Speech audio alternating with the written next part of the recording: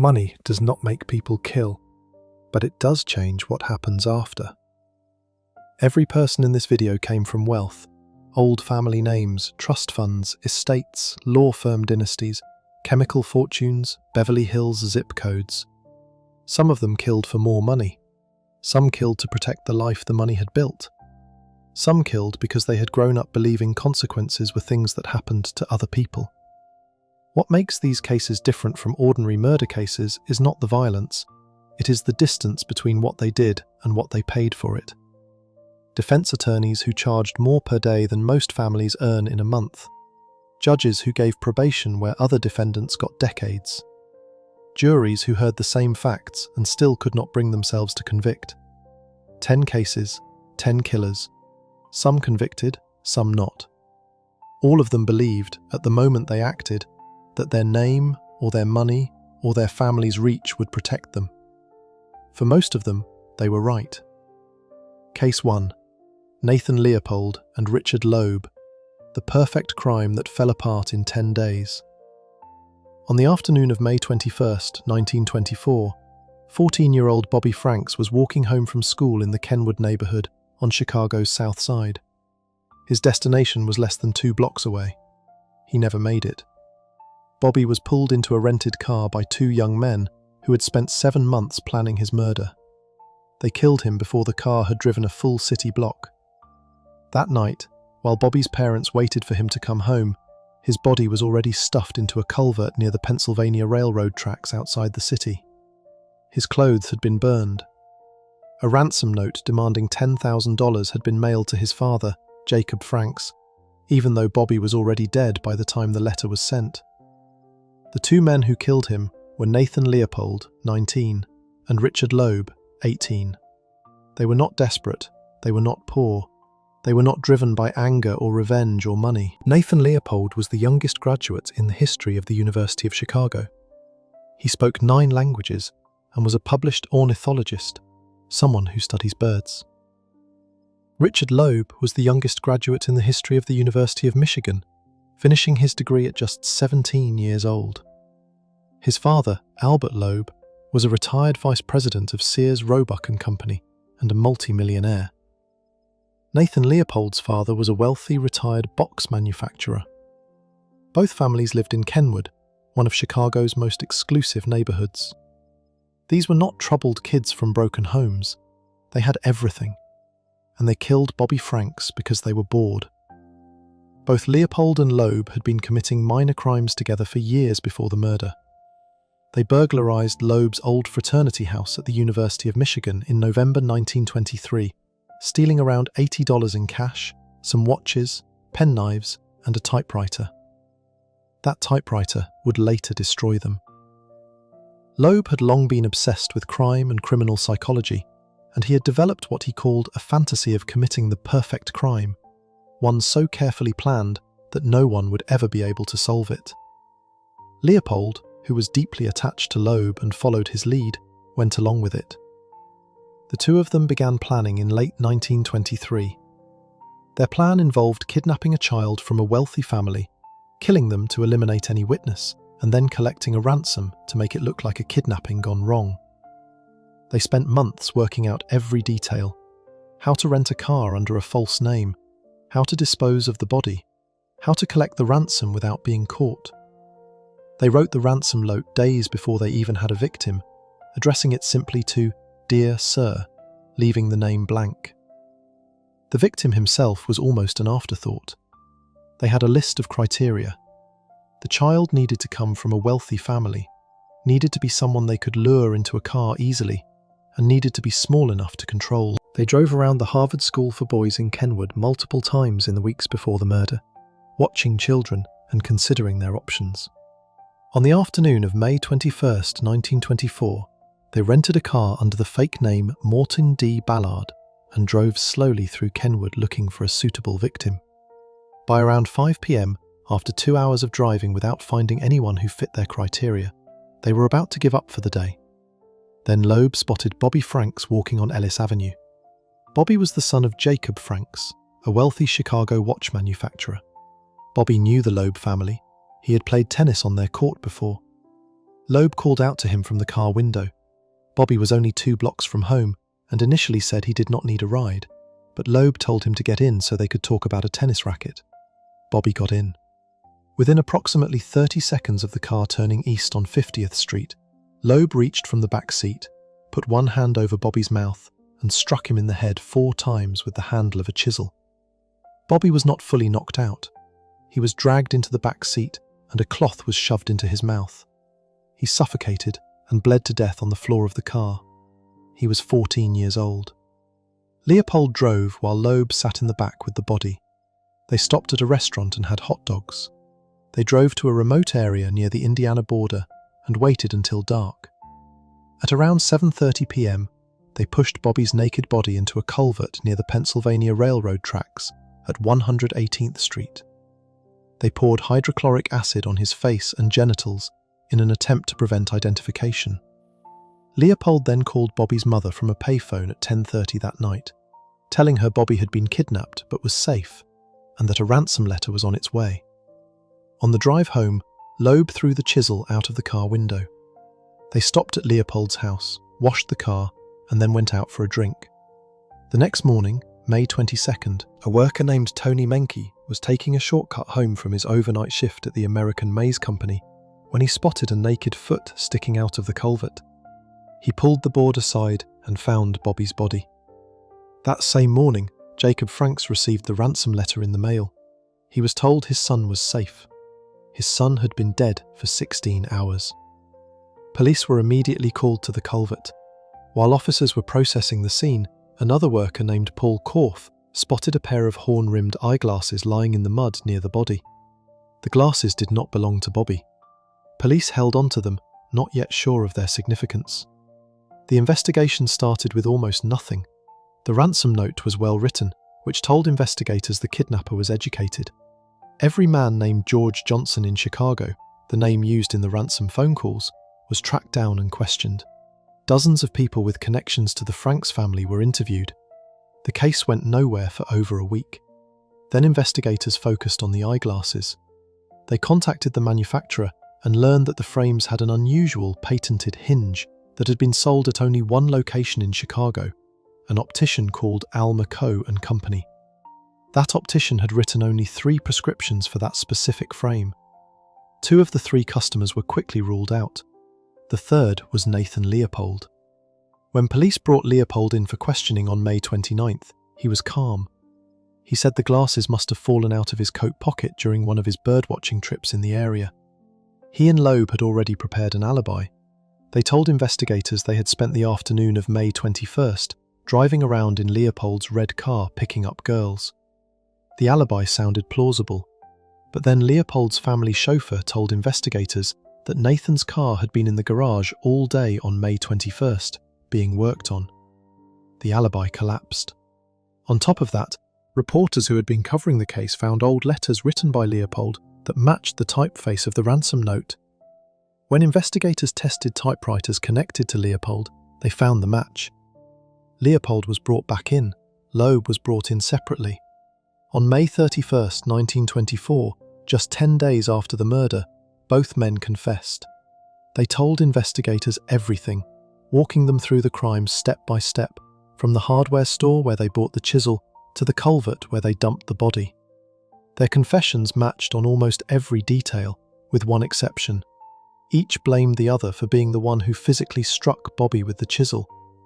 That dispute was never definitively resolved. After the confessions, both families immediately hired Clarence Darrow, one of the most famous defense attorneys in American history. Darrow was 67 years old and had spent his career opposing the death penalty.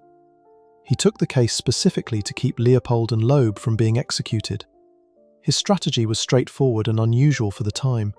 He had the 2 men plead guilty to both murder and kidnapping, which removed the possibility of a jury trial and placed the entire decision about their fate in the hands of a single judge, Judge John R. Cavally. Darrow did not want a jury. He knew that public opinion was overwhelmingly calling for the 2 men to hang, and he believed a single judge would be easier to persuade toward mercy. The sentencing hearing began on July 23, 1924, in a Chicago courtroom packed with spectators. with 200 of the 300 available seats reserved for press from around the world. The prosecution called over 100 witnesses over 33 days to document the crime in detail. State's Attorney Robert Crowe called Leopold and Loeb cowardly perverts and pushed hard for the death penalty. Darrow countered by bringing in 4 psychiatric experts who testified about the mental states and emotional development of both men, arguing their upbringings had warped them in ways that reduced their moral responsibility. On August 22, 1924, Darrow began his closing argument. He spoke for 12 hours over the course of 3 days. He argued against capital punishment, against executing young men, and against the idea that hanging Leopold and Loeb would serve any purpose beyond satisfying public bloodlust. He pointed out that no one under the age of 23 had ever been sentenced to death on a guilty plea in the state of Illinois. He also made clear that the wealth of the families was working against his clients in the court of public opinion, and that the pressure on Judge Cavally to execute them was immense precisely because they were rich boys who had committed a poor boy's crime. Judge Cavally took 2 weeks to reach his decision. On September 10, 1924, he sentenced both Nathan Leopold and Richard Loeb to life imprisonment for the murder of Bobby Franks, plus an additional 99 years for the kidnapping. He stated that his decision was based primarily on the youth of the defendants. Leopold was 19 at the time of the crime, Loeb was 18. He denied that Darrow's psychiatric evidence had driven the decision. Hours after sentencing, both men were transported under heavy police guard to Joliet State Penitentiary, about 40 miles from Chicago. The public reaction was outrage. Many Americans believed and said openly that the 2 men had escaped the gallows because their families had the money to hire Clarence Darrow. Had they been poor, the argument went, they would have hanged. There was no serious counter-argument to that. Inside prison, both men were eventually transferred to Stateville Penitentiary in Illinois. They taught in the prison school. Loeb was known for giving out money from the $50 monthly allowance his family sent him, buying cigarettes and candy for other inmates. That arrangement ended badly. On January 28, 1936, a fellow inmate named James Day attacked Loeb in the prison shower with a straight razor, inflicting more than 50 wounds. 7 doctors and surgeons worked to save him. Richard Loeb died that day at the age of 30. Day claimed Loeb had made an unwanted sexual advance, but Loeb's throat had been cut from behind, and Day did not have a single scratch on him. Day was acquitted. Nathan Leopold stood at the foot of the operating table as the surgeons worked. When it was over, he washed the blood from Loeb's body himself. Leopold spent 33 years in prison. He reclassified the prison library, became an X-ray technician, volunteered for malaria vaccine experiments, and helped design a new prison education system. In September 1949, his 99-year kidnapping sentence was reduced to 85 years.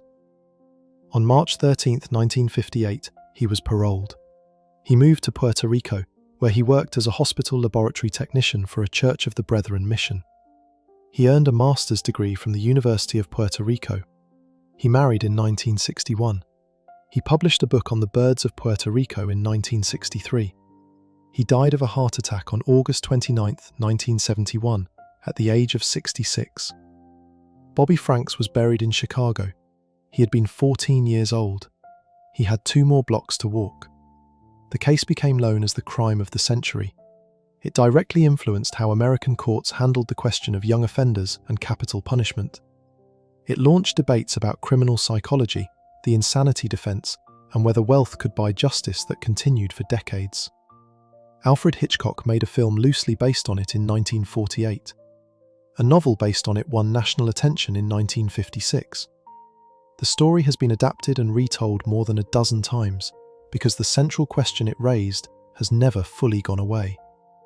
If 2 young men with money, intelligence, and every possible advantage can plan and execute a murder purely for the thrill of it and then escape the death penalty because their families could afford the best lawyer alive, what does that say about justice? Bobby Franks never got to find out. He was 2 blocks from home. Before we move on, if you're enjoying this analysis, please consider subscribing. It helps the channel tremendously. Leopold and Loeb believed that being smarter and richer than everyone else put them above the law. The next case on this list involves two brothers who believed exactly the same thing, and who also had to discover the hard way that a Beverly Hills mansion and a multi-million-dollar inheritance do not make you untouchable. Case 2. Lyle and Eric Menendez, the Beverly Hills heirs who blew $700,000 before anyone suspected them. On the evening of August 20th, 1989, Jose Menendez, 45, and his wife Kitty Menendez, 47, were sitting in the den of their Beverly Hills mansion watching television. There were bowls of berries and cream on the coffee table. They were dressed casually in shorts. Jose was shot 6 times. Kitty was shot 10 times. When the first shots hit her, she tried to crawl away. Lyle went back to the car to get more ammunition. Then he came back and fired the final shot into her face. The killers collected the empty shell casings before they left. Nothing was stolen from the house.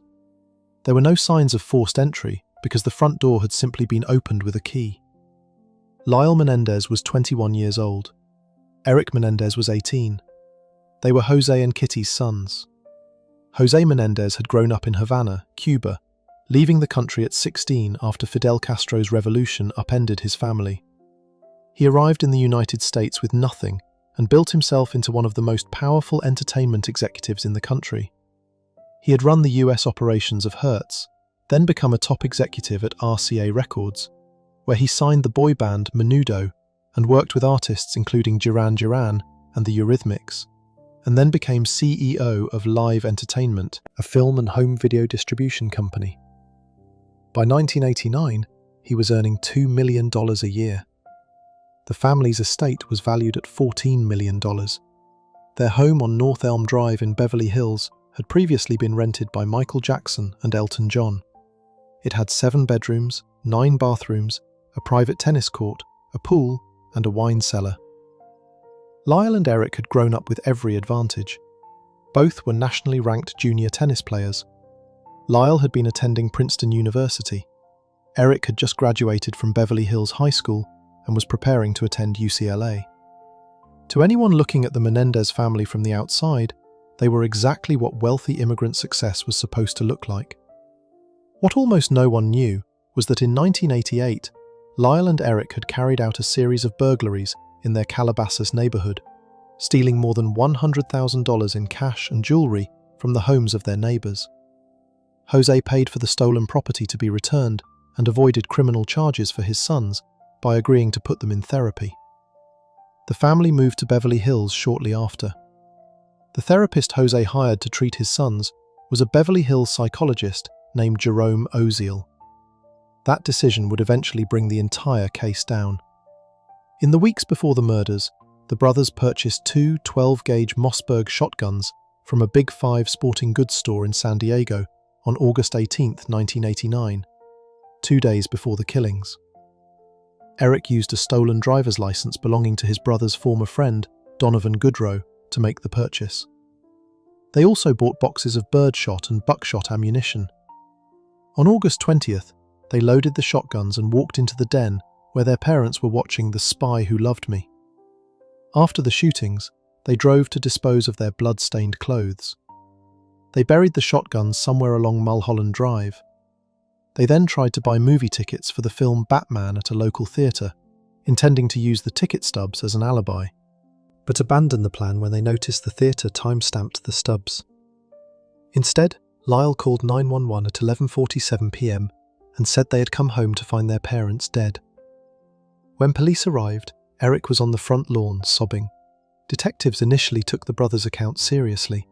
Jose had powerful enemies in business, and there were enough people who disliked him intensely that a mob-style hit did not seem impossible. Investigators spent weeks looking at business rivals, disgruntled employees, and individuals with connections to organised crime. Nothing stuck. Meanwhile, Lyle and Eric were spending money at a pace that no grieving son operates at.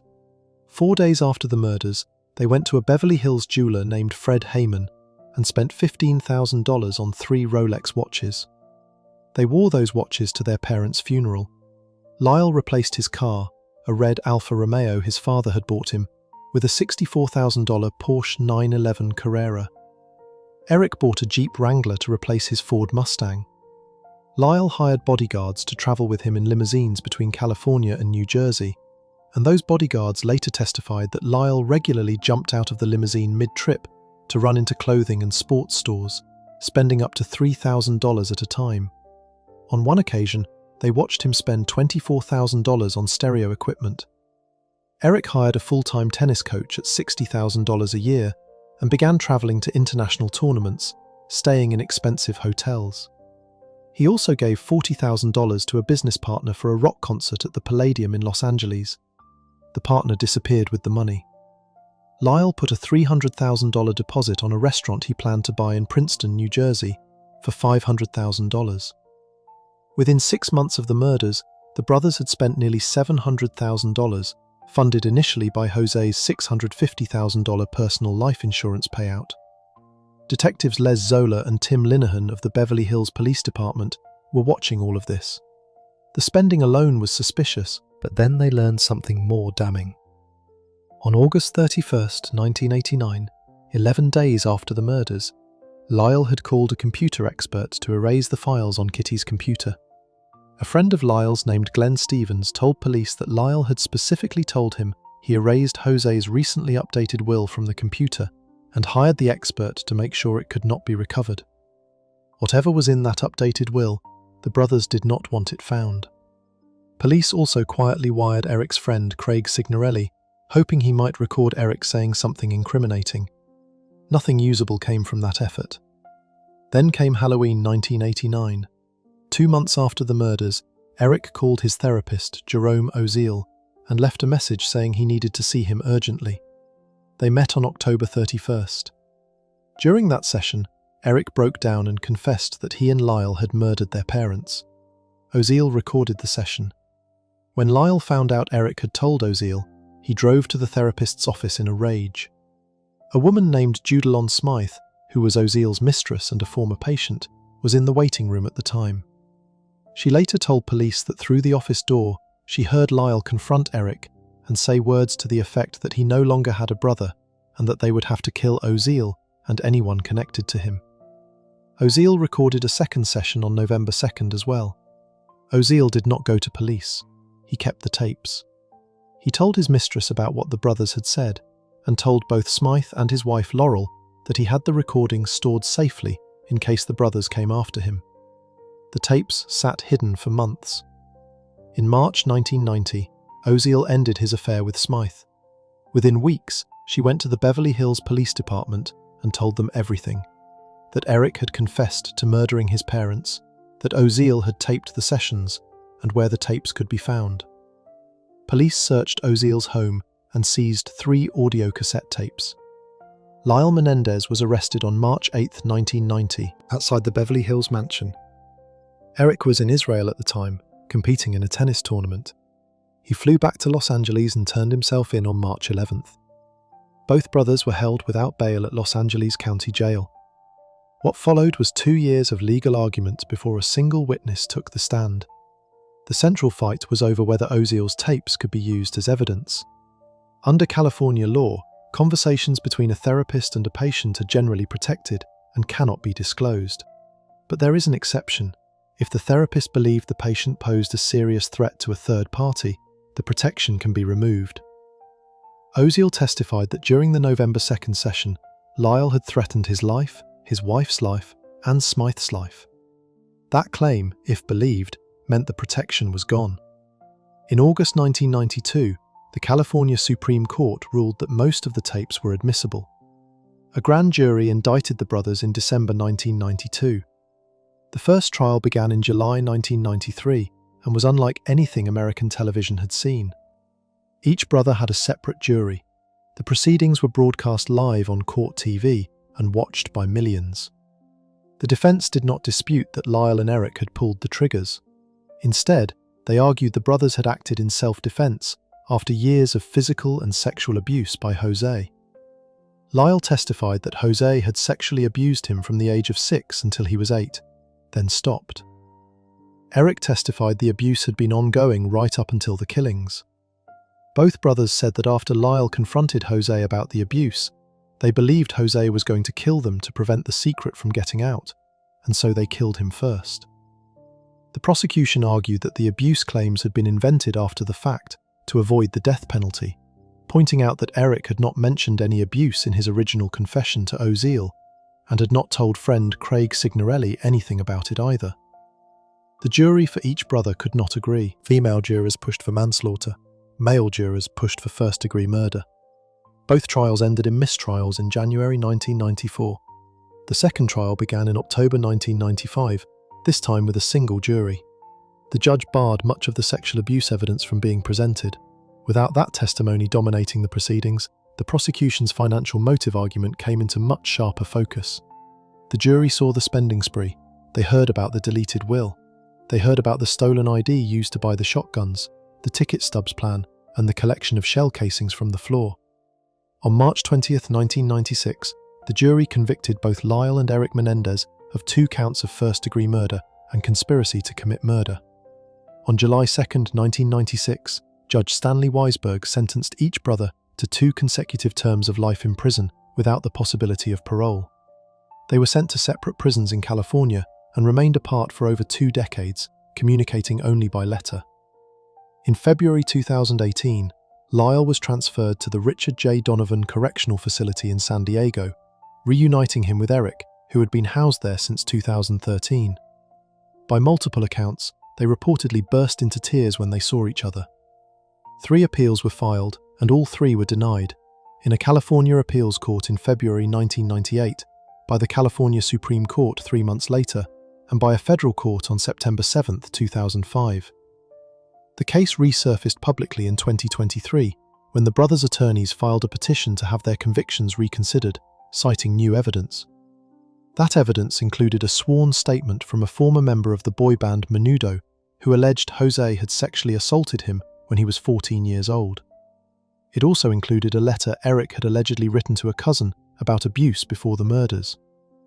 In October 2024, then Los Angeles County District Attorney George Gascon announced his office was reviewing the case. In May 2025, a judge reduced both brothers' sentences from life without parole to 50 years to life, making them immediately eligible for parole. However, at their first parole hearings, both Lyle and Eric were denied release. As of 2025, they remain in prison. Jose Menendez was 45 years old when he died. Kitty Menendez was 47. Their sons were 21 and 18. The $14 million estate Jose had built from nothing was consumed entirely by legal fees, taxes, and the cost of their defense. There was nothing left. Before we move on, if you're enjoying this analysis, please consider subscribing. It helps the channel tremendously. The Menendez brothers spent 6 months acting as though the money was already theirs, before a single person suspected them. The next case on this list involves a rich teenager who could not even wait 6 months. He killed his parents in the afternoon and threw a party over their bodies that same night. Case 3. Tyler Hadley, the teen who bludgeoned his parents to death, then threw a house party over their bodies. On the morning of Saturday, July 16, 2011, Blake Hadley, 54, and Mary Jo Hadley, 47, were home at their house in Port St. Lucie, Florida. Blake had spent 30 years working as a watch engineer at the St. Lucie nuclear power plant, one of the most stable jobs in the region. Mary Jo had 24 years of experience as an elementary school teacher, spending her last 6 at Village Green Environmental Studies School, where she was known for never giving up on a struggling student. They had been married for 25 years. They had 2 sons, Ryan, the older one, who had moved to North Carolina for college, and Tyler, 17, who still lived at home. That afternoon, both Blake and Mary Jo were dead. Their 17-year-old son had beaten them to death with a framing hammer. By nightfall, roughly 60 teenagers were in their house drinking beer, playing beer pong, and smoking inside. The bodies were in the locked master bedroom, covered with furniture. Tyler Hadley was born on December 16, 1993. He was born premature and spent his first month in a hospital incubator. As a young child, he was described by family as loving, close with his parents, and polite. He used to wait up at night for his father to come home from late shifts. He played basketball in the driveway with Blake on weekends. By age 15, something had changed. He started skipping school and using drugs. Marijuana first, then Xanax, Percocet, oxycodone, ecstasy, and DMT. Family members described him as increasingly withdrawn, anxious, and unable to stick with anything. He quit sports. He quit learning the drums. He quit the trombone. His aunt Cindy Hadley later said he started hanging out with the wrong crowd and that drugs became a constant in his life. Blake and Mary Jo tried everything they could find. They took Tyler to psychiatrists. They put him on antidepressants. They enrolled him in an outpatient drug treatment program. None of it worked. In June 2010, Tyler hit a child pedestrian while driving his father's car, and the family was sued for $15,000. In April 2011, he got into a fight at a friend's house and was arrested on a charge of aggravated battery. He spent a week in St. Lucie County Jail, followed by 2 weeks of house arrest. After that, Mary Jo took away his cell phone and car. Knowing Tyler would turn 18 in December 2011 and that they would lose legal control of him entirely once he became an adult, his parents had recently found an inpatient drug treatment program and were planning to enroll him. Tyler did not want to go. According to what came out at his resentencing hearing, investigators believed this was the trigger for what he did next. Weeks before July 16th, Tyler told at least one friend that he was thinking about killing his parents and throwing a party with their bodies still in the house. He said, according to a detective who testified at his resentencing, that doing something like that had never been done before. Nobody took him seriously. On July 2nd, 2011, 2 weeks before the murders, Tyler complained on Facebook to a friend named Mercedes Marco that his mother had taken his phone. He wrote that he might kill her. Marco told him to stop talking about jail. He replied that it did not matter. Still, nobody thought he meant it. At 9:40 a.m. on the morning of July 16th, Tyler messaged a friend named Matthew Nobile and told him he was going to do it and then throw a party. Nobile told him to go ahead and do it. At 12:15 p.m. that same day, Tyler posted on Facebook, "Party at my crib tonight? Maybe." Before the party could happen, he had to get his parents out of the way. He first hid his parents' cell phones so they could not call for help. He locked the family's black Labrador in a closet because he was worried the dog would defend them. He stole his parents' credit card. Then he went to his room and swallowed 3 ecstasy pills. He later told investigators he did not think he could go through with it sober. Just before 5 p.m, Tyler went to the garage and picked up a 22-ounce 17-inch framing hammer. He walked into the family room where Mary Jo was sitting at the computer. He stood behind her and watched her for 5 minutes. Then he swung. The associate medical examiner who later testified at his hearing said that Mary Jo was alive through every single blow.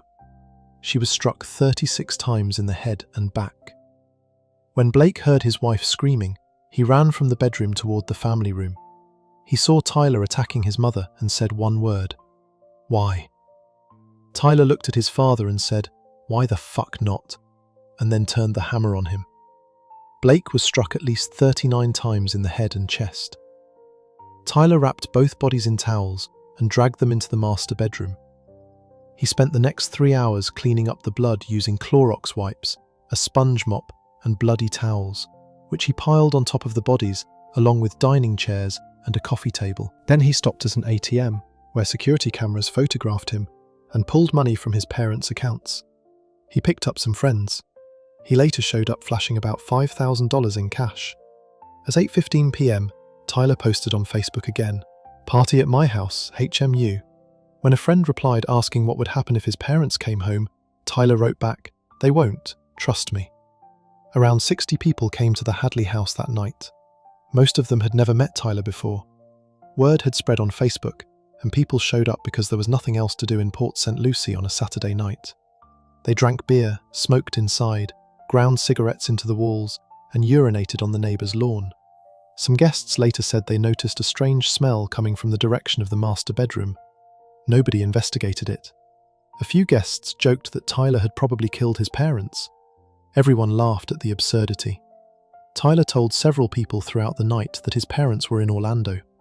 Later in the night, he changed the story and told someone they did not live there anymore. Around 1 a.m., Tyler pulled his best friend, Michael Mandel, aside and took him outside for a walk. Tyler told Mandel that he had killed his parents. Mandel told him to shut up.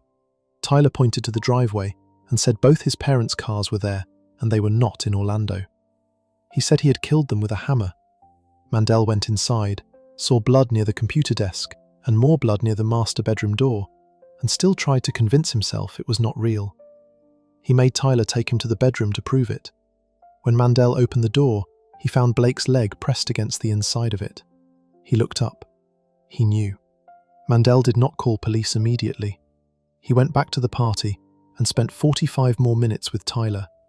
They took selfie photographs together. Then he left.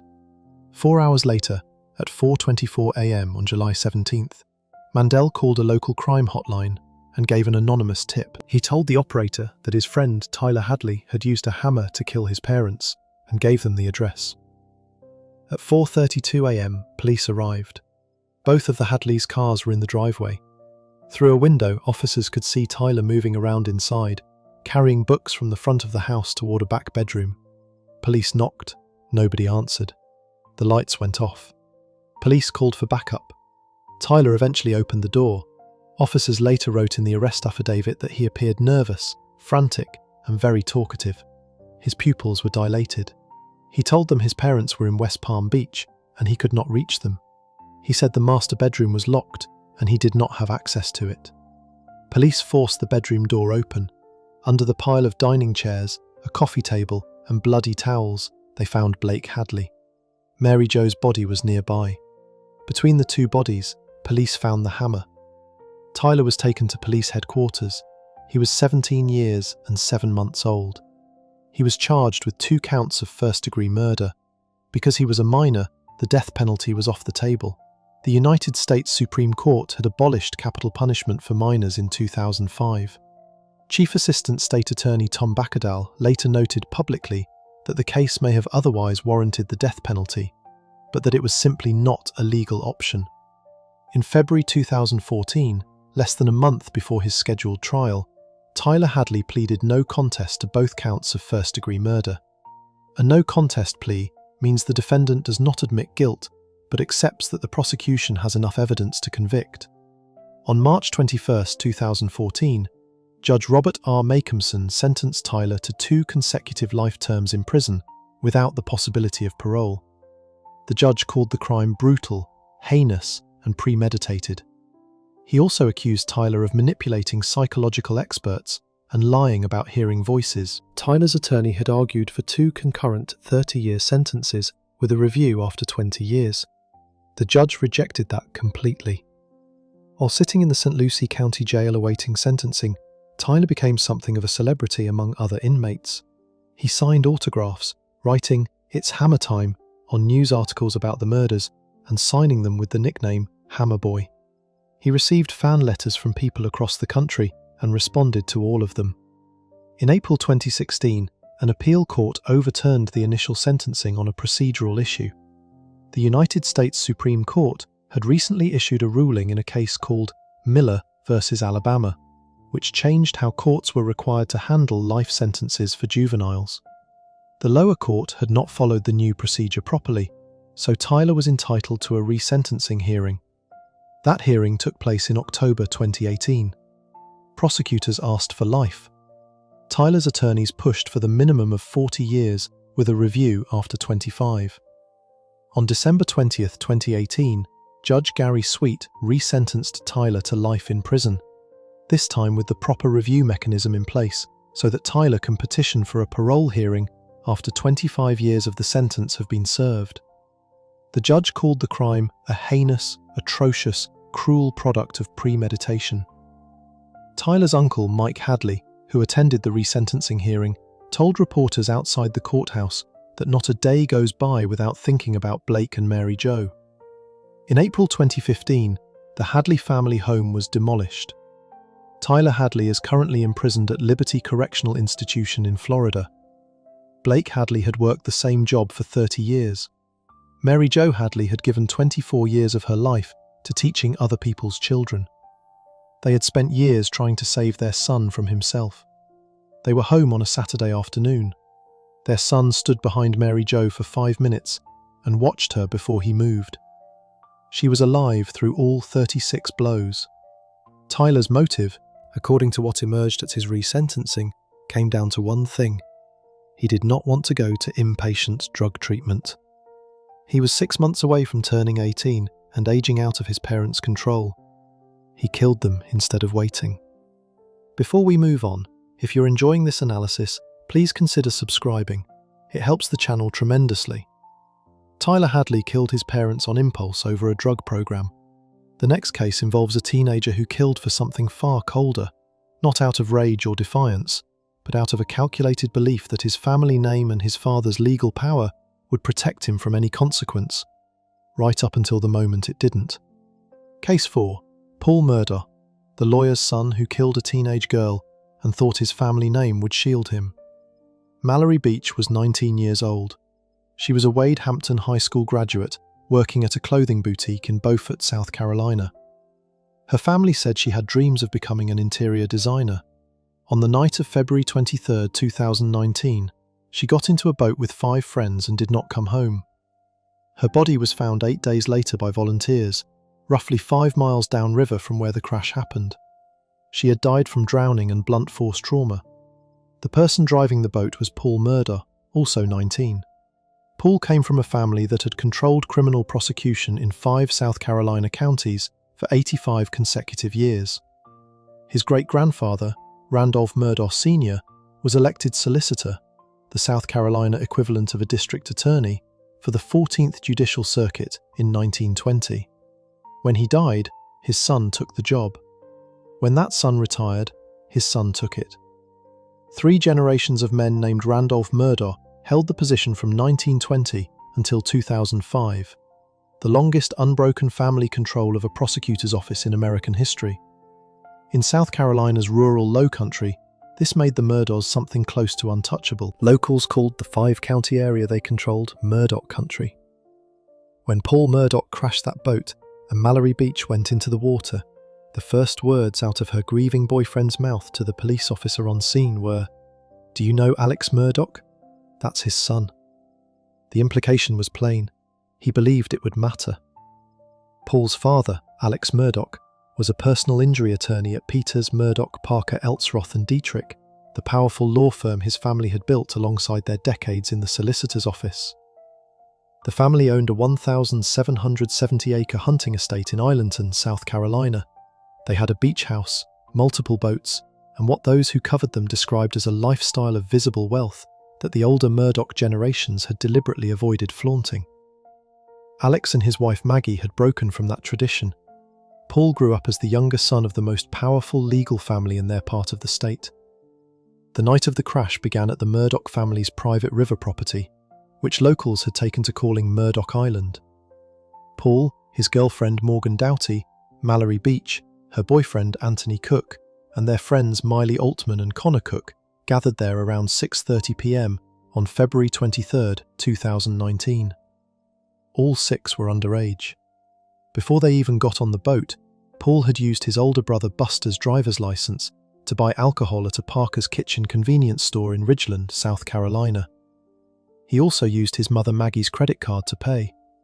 Surveillance footage captured him loading the cooler onto the boat. The group took the boat to an oyster roast on Porky Island, arriving around 7:30 to 8 p.m. GPS data pulled from the boat's tracking device shows they left around midnight. On the return trip, Paul steered the boat into downtown Beaufort, where he and Connor Cook went into a bar called Luther's Rare and Well Done. Surveillance footage at the bar shows both of them taking 2 shots each in the span of 8 minutes before rejoining the group at 1:13 a.m.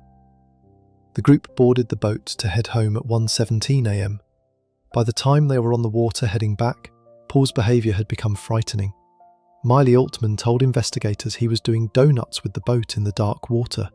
He got into a physical altercation with his girlfriend at the bow, shoving her, spitting on her, and slapping her before returning to the helm. When the boat slowed while he was arguing, Connor Cook briefly took the wheel. Paul came back and physically took it from him. When passengers asked him to let someone else drive, he said, "No, this is my boat, let me drive." At approximately 2:20 a.m. on February 24th, the boat slammed into a piling on the Archers Creek Bridge near Paris Island. The front left side of the vessel was split open, from the nose all the way to the back, a 6-foot gash where the boat came apart at the seam. The impact threw passengers into the water. Mallory Beach went in and could not be found. Connor Cook called 911 at 2:25 a.m. and told the operator there were 6 people on the boat and 1 was missing. That person was Mallory. Her boyfriend, Anthony Cook, refused to leave the scene. He waited there for 8 days. 4 of the 5 surviving passengers were taken to Beaufort Memorial Hospital. Paul was uncooperative with medical staff from the moment he arrived. A nurse who treated him described him as the most arrogant teenager to come through the emergency room and the most intoxicated and most belligerent of those involved. A security guard was assigned to watch him because his behaviour was so disruptive. Paul was only wearing boxers. A blood test taken at the hospital around 4 a.m. showed his blood alcohol content was 0.24, 3 times the legal limit. At the crash scene, he had been seen smiling while Mallory was still missing in the water. Within 10 minutes of Paul arriving at the hospital, his father Alex and his grandfather, former solicitor Randolph Murdaugh III, were there. What happened next was documented in witness statements, security guard accounts, and depositions filed in subsequent civil litigation. Alex Murdaugh went from room to room in the emergency department, introducing himself to EMS and hospital staff, and attempting to speak with every passenger from the boat. A hospital security guard reported overhearing Alex on his phone saying the words, "She's gone, don't worry." Connor Cook, who had a fractured jaw and was in a wheelchair being taken for examination, said that Alex stopped him and told him he did not need to tell anyone who was driving the boat. An emergency room technician said she overheard Alex tell Cook he was handling it and told him not to say anything. Randolph Murdaugh III, the former solicitor, was at Paul's bedside repeatedly telling him to keep his mouth shut. A security guard quoted Randolph saying his grandson was as drunk as Cooter Brown. Investigators from the South Carolina Department of Natural Resources, known as SCDNR, handled the crash investigation. 2 Beaufort County Sheriff's deputies who responded that night had direct connections to the Murdaugh family. One of them, Deputy Jack Keener, had previously received a $2.5 million settlement through the Murdaugh law firm PMPED in 2015. The lead SCDNR investigator on scene was later accused of manipulating his official report to favour Paul Murdaugh. Internal documents showed that SCDNR investigators on scene were heard saying that the Murdaugh family was very powerful and that Paul's father and grandfather had shown up at the hospital and said the interviews were over. No field sobriety test was administered to Paul at the crash site that night. Paul initially told people that Connor Cook had been driving the boat. Physical evidence disproved this. The injuries sustained by the passengers were consistent with their positions on the boat, and Connor's injuries confirmed he was a passenger, not at the helm. Paul was the driver. He was not charged that night. Mallory Beach's body was recovered on March 3, 2019, 5 miles downstream from the bridge. She was identified and returned to her family.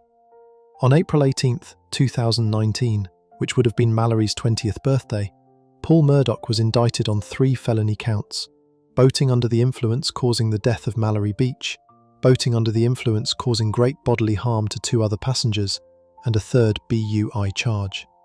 He pleaded not guilty and was released on bond. He faced up to 25 years in prison if convicted on all counts.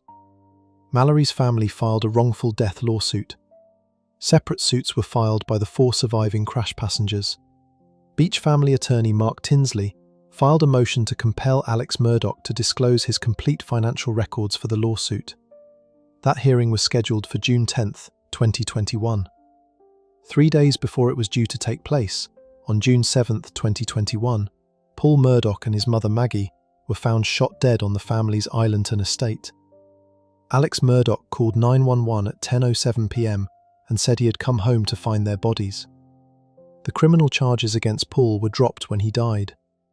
Prosecutors would later argue, at Alex Murdaugh's murder trial, that the financial disclosure required for the Beach lawsuit was a direct threat to Alex because it would expose the millions of dollars he had been stealing from his own law firm and from clients for years. The hearing was 3 days away. Alex Murdaugh killed his wife and son, prosecutors said, to generate sympathy and delay the financial investigation. On March 2, 2023, a jury convicted Alex Murdaugh of 2 counts of murder and 2 counts of possession of a weapon during the commission of a violent crime. He was sentenced to 2 consecutive life terms in prison without the possibility of parole. He was also separately convicted in state and federal court of stealing approximately $9.3 million from clients and his firm, and sentenced to 40 years in federal prison. The wrongful death cases settled in stages.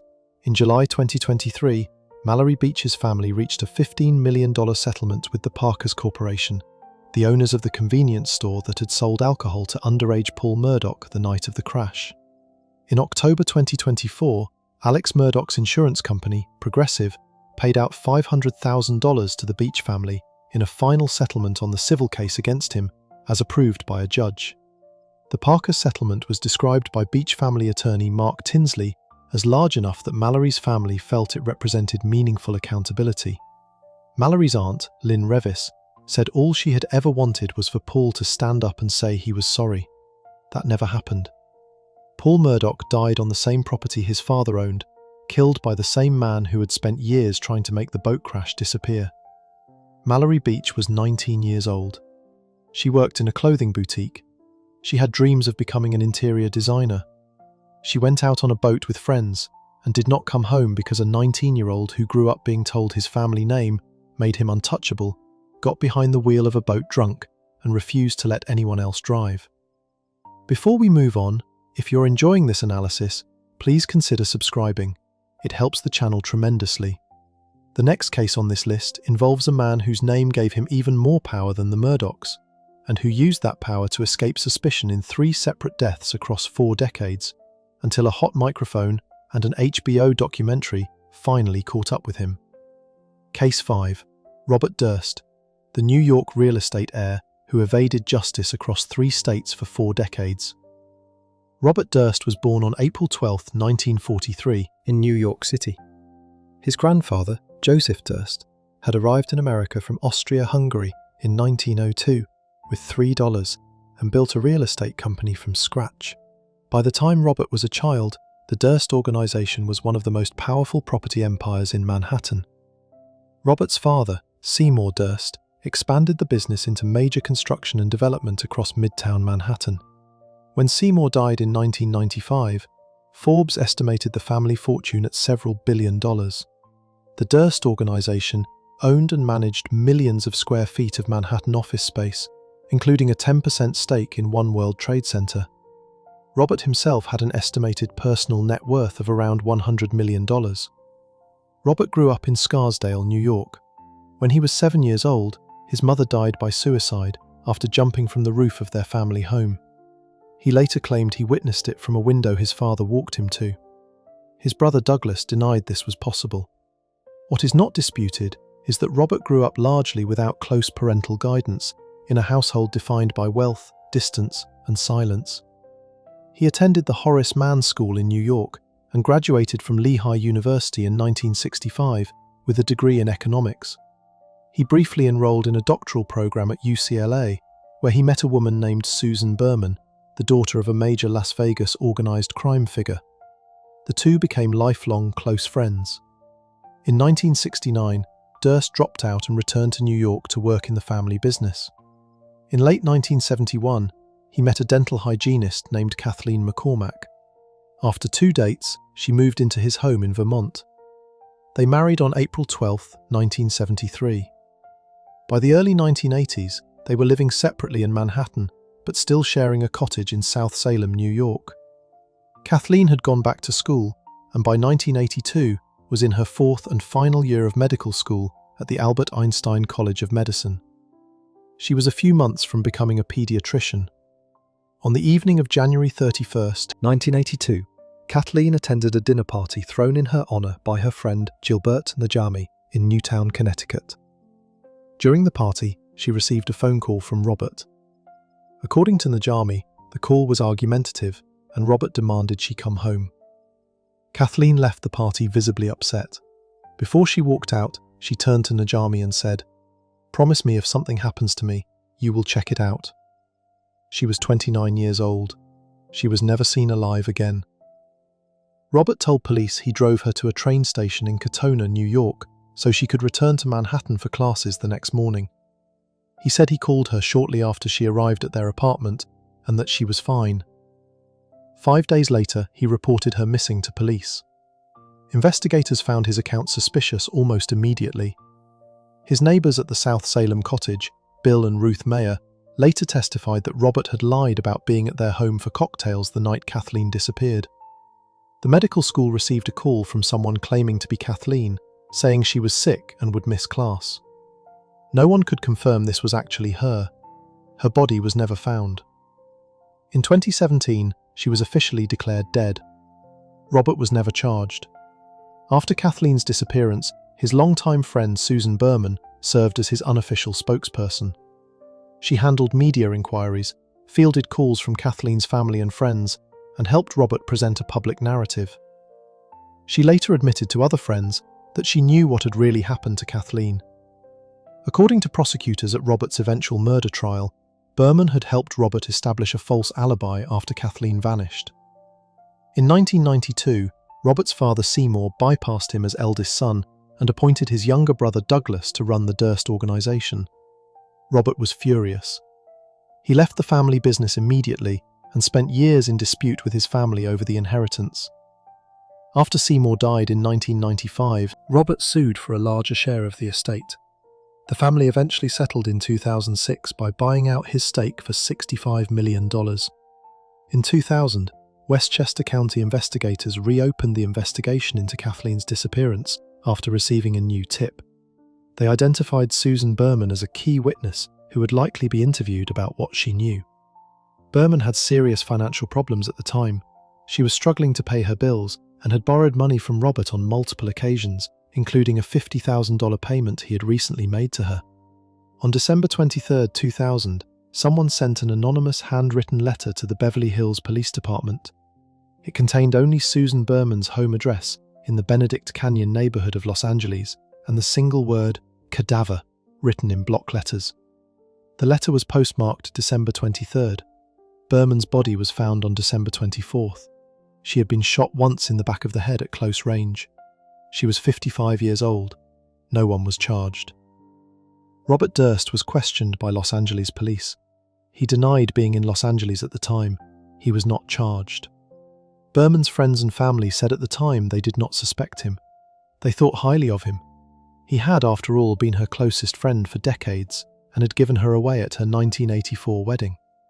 Rattled by the reopened investigation into Kathleen's case, and now connected to Berman's death in the minds of investigators, Robert fled New York entirely in early 2001. He travelled to Galveston, Texas, and rented a cheap room in a boarding house. He registered under the name of a former female classmate, Dorothy Siner. He dressed as a woman when he went out. He wore a wig, which he removed a few blocks from the boarding house.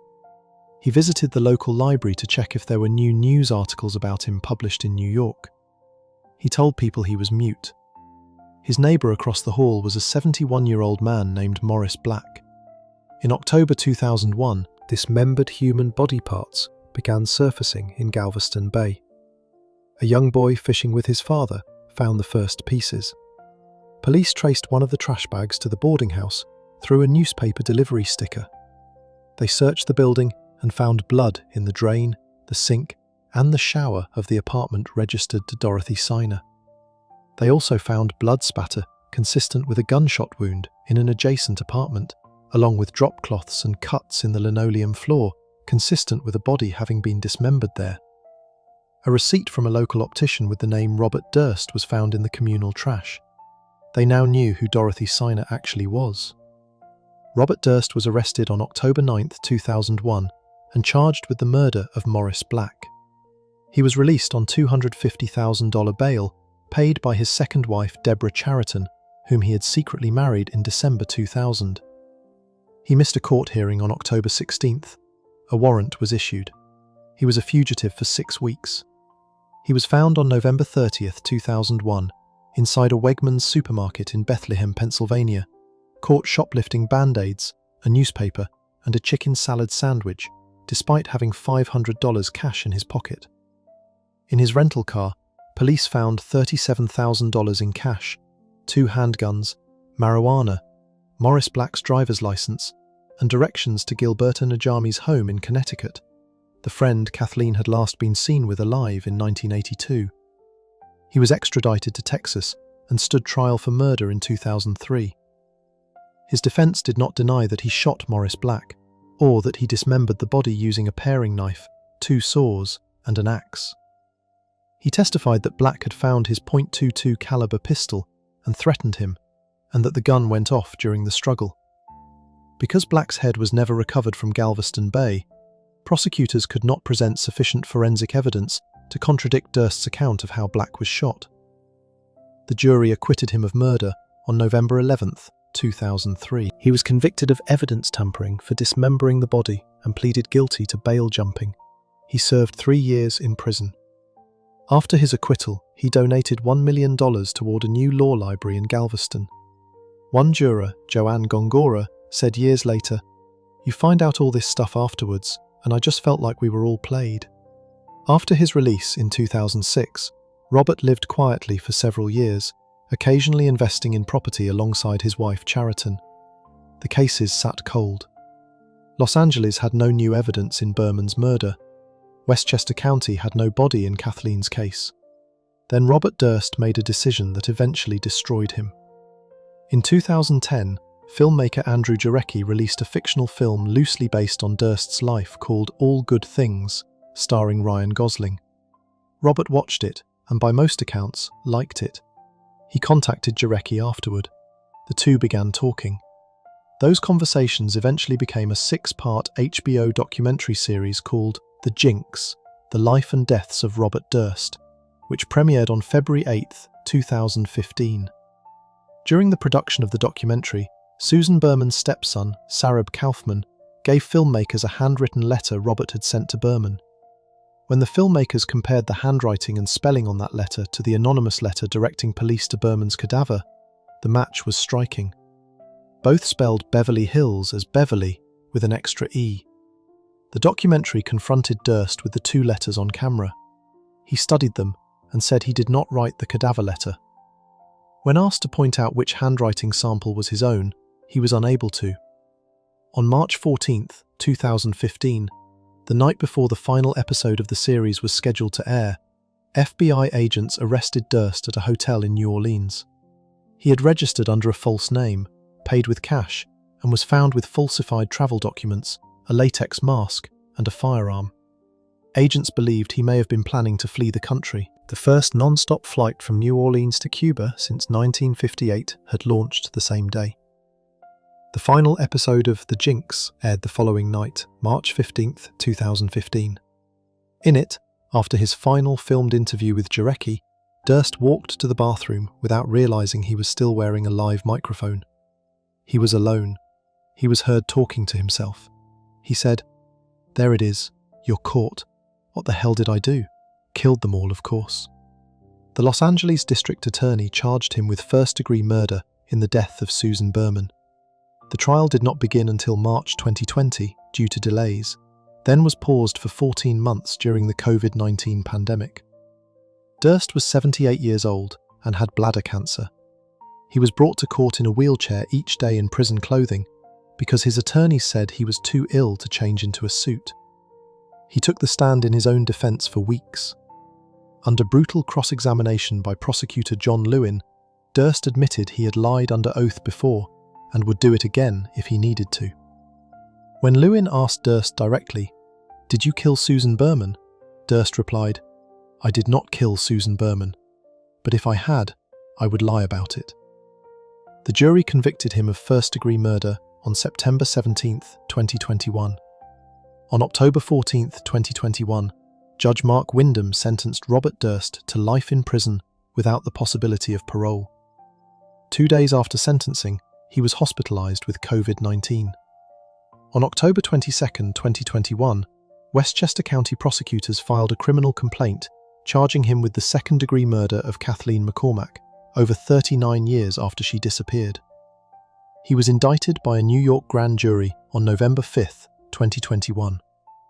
Robert Durst died in a state prison hospital in Stockton, California, on January 10, 2022. He was 78 years old. Because his appeal in the Berman case was still pending when he died, his murder conviction was automatically vacated under California law. He died without ever having been held legally accountable for any of the 3 deaths connected to him across 4 decades. Kathleen McCormack's family had waited 40 years for a trial that would now never happen. Her body has never been found. His personal estate of approximately $65 million went to his wife, Deborah Chariton. Kathleen's family filed civil suits to challenge that distribution. Robert Durst was the eldest son of a family worth billions. He attended prestigious schools, worked in a billion-dollar business, and had access to the finest legal representation money could buy at every stage of his life. He used all of it, and for 4 decades, it worked. Before we move on, if you're enjoying this analysis, please consider subscribing. It helps the channel tremendously. The next case on this list involves a man who also believed his family name and legal connections made him untouchable. But unlike Durst, Alex Murdaugh did not die before facing the consequences. Case 6. Ethan Couch, the affluenza teen who killed 4 people and walked out of court on probation. On the evening of June 15, 2013, Brianna Mitchell, 24, was driving home after working a catering event at the Kimball Art Museum in Fort Worth, Texas, when her SUV got a flat tire on Burleson-Retta Road in Burleson.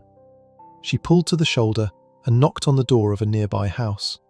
Holly Boyles, 52, and her daughter Shelby, 21, who was home from nursing school on a break, came out to help a stranger they had never met. Youth pastor Brian Jennings, 43, was driving home from his son's graduation party nearby and saw the women standing on the roadside. He pulled over too. 2 boys from the graduation party, Lucas McConnell and Isaiah McLaughlin, were in Jennings's truck. All 4 people on the shoulder of that road, Brianna Mitchell, Holly Boyles, Shelby Boyles, and Brian Jennings, were killed in the next few minutes. Eric Boyles had been watching a movie at home with his wife and daughter all evening. He was the only one left. Down the street, a 16-year-old named Ethan Couch had been hosting a party at his family's second property on Burleson-Retta Road, a house where he was essentially living unsupervised. He and his friends had spent the evening playing beer pong, drinking Everclear grain alcohol, and earlier that night had stolen 2 cases of beer from a nearby Walmart. Surveillance footage caught this clearly.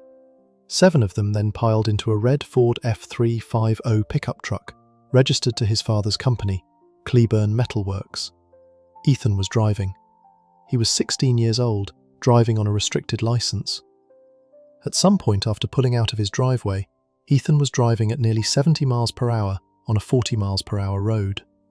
One of his passengers, Star Teague, was yelling at him to get over. According to her testimony, when the truck swerved, the back tyres gave out and it skidded into the ditch. Another passenger, Garrett Ballard, said the last thing he remembered before the crash was seeing something in the road and then a loud bang, then being in the air. The truck ploughed into the 4 people standing on the shoulder. The impact flung all of them approximately 60 yards. The truck also struck Jennings's parked truck, causing it to slam into an oncoming vehicle. 2 of Couch's passengers in the truck bed were thrown into the air. One, Sergio Molina, suffered a severe brain injury. He was rendered completely paralysed. According to his family, Sergio can communicate only by blinking his eyes. His brother, Alex Lemus, told the Dallas Morning News, "That kid killed 4 people and crippled my little brother and doesn't even have to serve 1 year. If he were poor like us, he would have gotten 10 years, I bet." 3 hours after the crash, a blood test taken at the hospital showed Ethan's blood alcohol content was 0.24, 3 times the legal limit for adult drivers in Texas. He also tested positive for marijuana and diazepam. He was 16. He had no business driving that truck. He had no business being that intoxicated. The only reason he was in that truck at all was that his parents had allowed him to live essentially without rules or supervision. 4 people who had stopped to help a stranger were dead. Ethan came from money. His father, Fred Couch, had founded Cleburne Metalworks, a sheet metal roofing company, in 1986. The family was wealthy, lived in a 4,000 square foot home in Burleson, and owned multiple properties. A social worker who visited the family when Ethan was 9 had noted that his parents allowed him to become overly involved in adult issues. His parents had a volatile relationship and divorced when Ethan was a teenager. Even before the crash, Ethan had racked up a series of run-ins with the law, drinking underage in parking lots at 1 a.m, driving with a suspended license, possessing a fake ID, and accumulating more than 20 incidents between the family and law enforcement going back years. Just 4 months before the crash, a municipal judge gave him 6 months probation for possessing and consuming alcohol as a minor. Court records show he did not comply. He organised a party 4 days before the court-ordered alcohol awareness course deadline expired. That party is the one that ended with 4 people dead on Burleson-Retta Road. Couch was charged with 4 counts of intoxication manslaughter and 2 counts of intoxication assault. He pleaded guilty. Tarrant County prosecutors sought the maximum sentence, 20 years in prison. The case was heard in juvenile court, where the maximum possible sentence under Texas law at the time was 10 years of probation. Couch's legal team had chosen juvenile court over adult court specifically because of this. Couch opted to have his fate decided by a judge rather than a jury. At the December 2013 sentencing hearing, the defense called a psychologist named Dr. G. Dick Miller. Miller testified that Couch suffered from what he called affluenza, a term used to describe a condition he said afflicted children raised by extremely wealthy, permissive parents who never taught their children that actions had consequences. Miller testified that Couch's parents had strongly enabled the accident. He described their household as one where, if you hurt someone, you sent some money rather than saying you were sorry. He said he had strongly recommended in his evaluation that Ethan be separated from his parents because they had taught him a system that was 180 degrees from rational.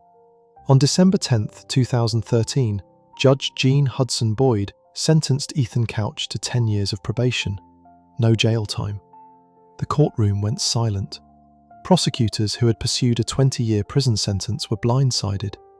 Multiple judges from across Texas reached out to Tarrant County prosecutor Richard Alpert afterward, specifically to tell him they were shocked by the sentence.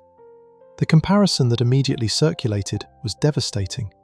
10 years earlier, Judge Boyd herself had sentenced another 16-year-old drunk driver named Eric Bradley Miller, who had stolen a truck and killed 1 person, to 20 years in juvenile prison. Miller had a blood alcohol content of 0.11. Couch's was 0.24. Miller had killed 1 person. Couch had killed 4. Miller was poor. Couch was not. Eric Boyles, who had lost both his wife Holly and his daughter Shelby in the crash, told the New York Times afterward, "Money always seems to keep him out of trouble. Ultimately today, I felt that money did prevail." He also noted that at no point during the proceedings had Ethan ever said he was sorry. Couch was sent to a long-term inpatient rehabilitation facility.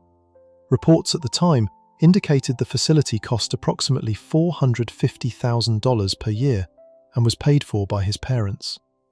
6 civil lawsuits were filed against Ethan Couch, his parents, and Cleburne Metalworks. All eventually settled out of court, with no admission of fault by the defendants. The family of Sergio Molina reached a settlement of more than $2 million. Sergio, who required around-the-clock care at home, had accrued over $1 million in medical bills. His family said doctors told them his condition was as rehabilitated as it was going to get. For 2 years, Couch remained on probation and largely avoided public attention. Then, on December 2, 2015, a video was posted on Twitter that appeared to show him at a party playing beer pong in possible violation of his probation. His probation officer attempted to contact him on December 3rd. He did not respond. He also failed to appear for a scheduled meeting with his probation officer on December 10th. That same day, his mother Tonya Couch withdrew $30,000 from her personal bank account. She then called her ex-husband Fred and told him he would never see Ethan again. Mother and son loaded into a pickup truck and drove across the border to Mexico.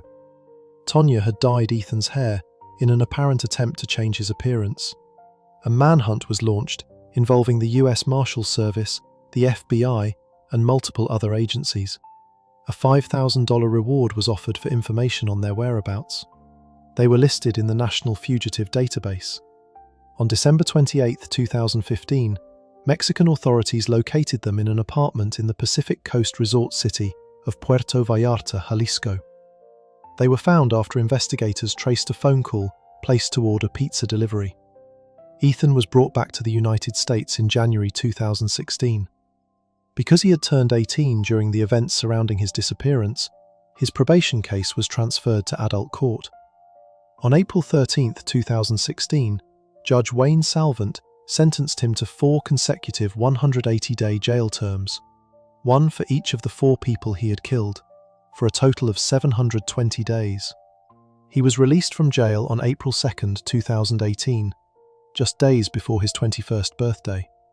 Upon release, he was required to wear an ankle monitor, an alcohol detection patch, and submit to regular drug testing with a 9 p.m. curfew. Tonya Couch was indicted by a Tarrant County grand jury on charges of hindering apprehension of a felon and money laundering. She eventually pleaded guilty to hindering apprehension and was sentenced to 5 years in prison, with the money laundering sentence running concurrently. She was granted parole in October 2020 after serving less than 3 years. The money laundering charge stemmed from withdrawing the $30,000 in cash used to finance their escape. In January 2020, Ethan was briefly arrested again after testing positive for THC during a mandatory drug screening. He was released the following day when authorities could not determine whether the positive result came from illegal marijuana or CBD oil. His probation formally ended in December 2023, 10 years after the crash. Ethan Couch is a free man. Sergio Molina was still a teenager when the crash happened. He had wanted to play professional soccer. He can communicate only by blinking. Brian Jennings had been driving home from his son's graduation party. Holly and Shelby Boyles had walked out of their front door to help someone they did not know. Brianna Mitchell had been on her way home from work. Ethan Couch served 720 days in jail, 180 days for each life he took. That works out to less than 6 months per person killed, for a crime he committed while 3 times the legal limit, driving 70 in a 40 miles per hour zone, on a restricted license, after stealing the alcohol he used to get that drunk. The case of Ethan Couch became a word that entered the English language. When a court hears that a 16-year-old was too wealthy to understand consequences and responds by demonstrating that wealth does in fact eliminate consequences, the word the world reached for was the one his lawyers invented: affluenza. Before we move on, if you're enjoying this analysis, please consider subscribing. It helps the channel tremendously. The next case on this list involves a man who did not get probation. He got 2 life sentences. But the path that led to those sentences, a path paved entirely by family name, legal connections, and decades of untouchability, looks remarkably familiar. Case 7. Alex Murdaugh, the dynasty's son who used 85 years of legal power to steal, lie, and kill. On the evening of June 7, 2021, Alex Murdaugh called Maggie Murdaugh, his wife of 26 years, and asked her to come to their hunting estate in Islandton, South Carolina. He told her he wanted the 2 of them to drive together to visit his father, Randolph Murdaugh III, who was in the final days of his life. Maggie was at the family's beach house when the call came. She texted a friend afterward, writing that her husband sounded fishy and was up to something. She got in her car anyway and made the drive. By 10:06 p.m, Alex was on the phone with 911, telling dispatchers he had come home and found his wife and 22-year-old son Paul dead near the dog kennels on the property. "It's bad," he told them. "Please hurry." Maggie Murdaugh, 52, had been shot 4 or 5 times with a .300 blackout rifle. Paul Murdaugh, 22, had been shot twice with a shotgun. 2 different guns, 2 different calibers. Both were family weapons from the Murdaugh property. Neither was ever recovered. Alex Murdaugh came from a family that had controlled criminal prosecution in 5 South Carolina counties since 1920. His great-grandfather, Randolph Murdaugh Sr., was the first elected solicitor, the equivalent of a district attorney, for the 14th Judicial Circuit. When he died in 1940, his son Buster took the job and held it for 46 years. Buster's son, Randolph III, then held it until 2005. 3 consecutive generations of men named Randolph Murdaugh controlled who got prosecuted and who did not in Allendale, Beaufort, Colleton, Hampton, and Jasper counties for 85 years, the longest unbroken family control of a prosecutor's office in American history. Locals called the region Murdaugh Country. Alex was the 4th generation. He had chosen law instead of prosecution, joining the family firm Peters, Murdaugh, Parker, Eltzroth and Dietrich, one of the most powerful personal injury law firms in the state. He was a partner. He had built a life that looked, from every angle, like success. What was happening below that surface had been growing for over 20 years. Sometime in the early 2000s, Alex became addicted to oxycodone. He later testified at his murder trial that he was eventually taking approximately 60 oxycodone pills a day. His primary supplier, according to his own attorneys, was a former client and distant cousin named Curtis Edward Smith, who also went by the name Fast Eddie. To fund the addiction, Alex began stealing from his own law firm and from his clients, people who had come to him in moments of injury, tragedy, and vulnerability, trusting him because his family name was synonymous with justice in that part of South Carolina. His schemes were numerous. He created fake bank accounts designed to look like legitimate financial firms and directed client settlement money into those accounts. He submitted false documentation to the firm. He intercepted checks meant for clients and deposited them himself. In the most brazen of these crimes, he turned a personal tragedy into a theft operation. In February 2018, Gloria Satterfield, the Murdaugh family's longtime housekeeper of nearly 2 decades, died after a fall at the family's Moselle hunting estate. She was 57. Alex told people around Hampton that one of their family's dogs had caused Satterfield to trip. He went around town expressing guilt. He then encouraged Satterfield's sons to sue him, to file a wrongful death lawsuit against him personally, so they could collect from his homeowner's insurance. He recommended they hire his own close friend Corey Fleming as their attorney, without disclosing that Fleming was his former law school roommate and the godfather of one of his sons. He also had a bank executive named Chad Westendorf appointed as the estate's personal representative. Murdaugh's insurance carrier paid out approximately $4.3 million, nearly $4 million from his Nautilus policy, and around $500,000 from a Lloyd's of London policy. That money never reached Satterfield's sons. Fleming directed the settlement checks to an account Murdaugh had set up using the name Forge, designed to resemble a legitimate Atlanta-based financial firm. Satterfield's sons were kept entirely in the dark. They did not know a settlement had been reached, let alone that it had been paid. Murdaugh pocketed it. In total, across more than 24 clients, he stole approximately $9 million. Meanwhile, Paul had been indicted in April 2019 on 3 felony boating under the influence charges in connection with the death of 19-year-old Mallory Beach in the February 2019 boat crash. The Beach family's attorney, Mark Tinsley, filed a motion to compel Alec to disclose his complete financial records as part of the wrongful death lawsuit. That financial disclosure hearing was scheduled for June 10, 2021. If it went ahead, everything Alex had spent decades hiding would be visible to a court. On the morning of June 7, 2021, 3 days before that hearing, the chief financial officer of Alex's law firm, PMPED, confronted him about $792,000 in missing funds. That night, Maggie drove to Moselle. Paul had already been at the kennels when Maggie arrived.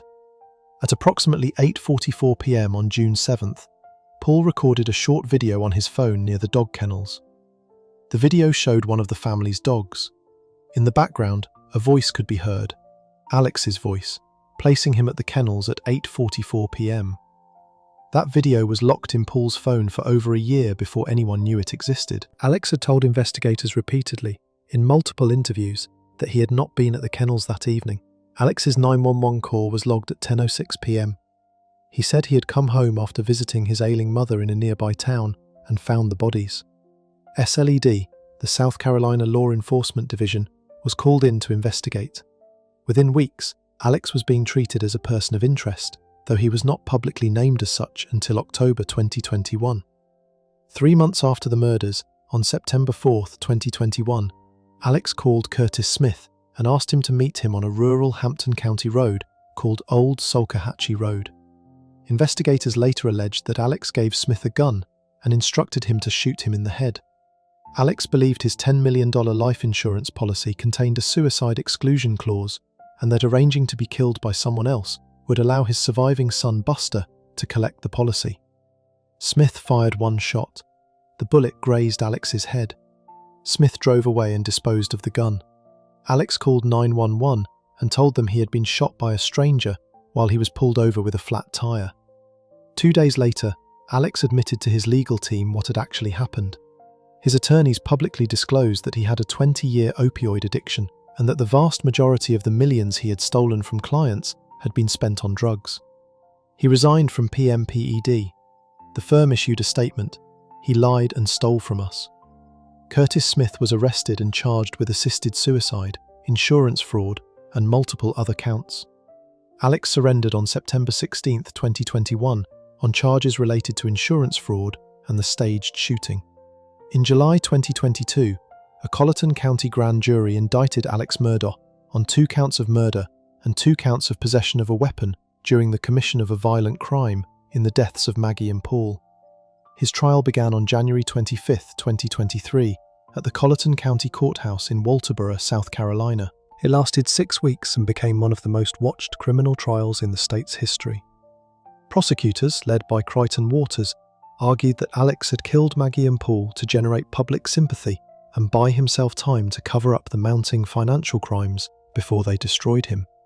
They called it his gathering storm, a convergence of the Beach lawsuit financial disclosure hearing, the law firm's discovery of missing funds, and Paul's pending criminal trial, all arriving at the same moment. The key evidence was Paul's phone.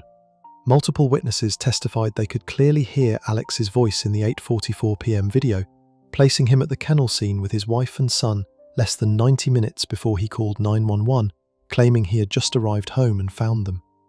Alex had maintained for 20 months, through multiple police interviews, that he was not at the kennels that evening. Faced with that video at trial, he changed his story. He admitted he had been at the kennels.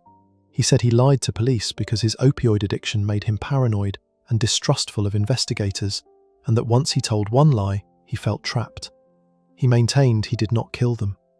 Prosecutor Waters walked him through the timeline moment by moment. He pointed out that Alex had told investigators for nearly 2 years that the last thing he remembered was napping in the house before leaving to visit his mother. Now that version had dissolved. When Waters asked what his last words to Maggie and Paul were before leaving the kennels, Alex said his memory of that was fuzzy. The jury was not persuaded by fuzzy. Alex also testified during the trial about the financial crimes, admitting on the stand that he had stolen millions from clients and the firm to fund his opioid addiction. This was the first time jurors heard him acknowledge it in his own words.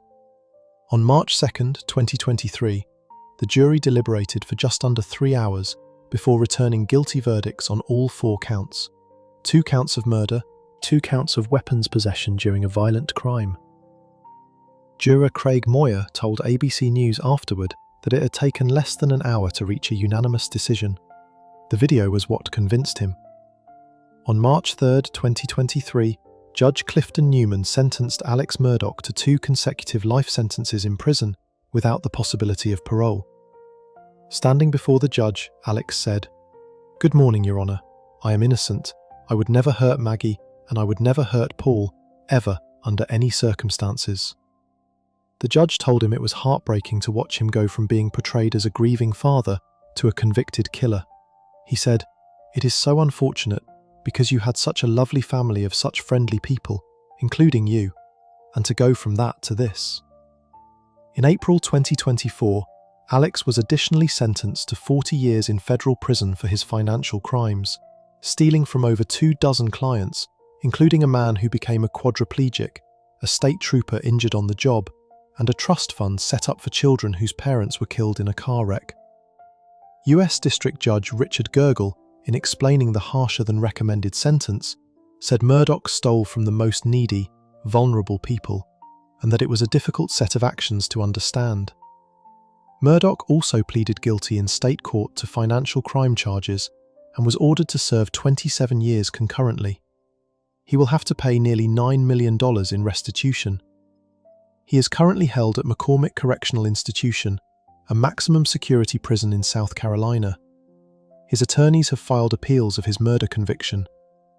In January 2024, a judge denied his bid for a new trial after his defense team alleged that the court clerk had tampered with the jury.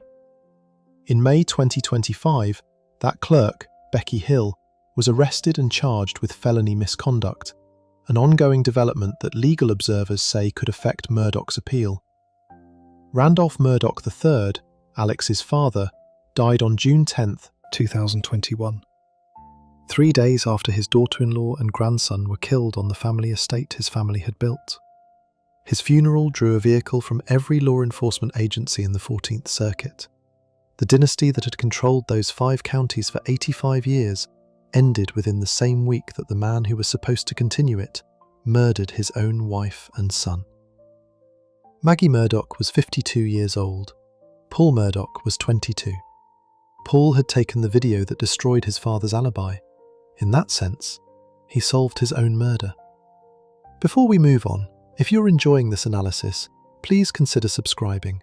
It helps the channel tremendously.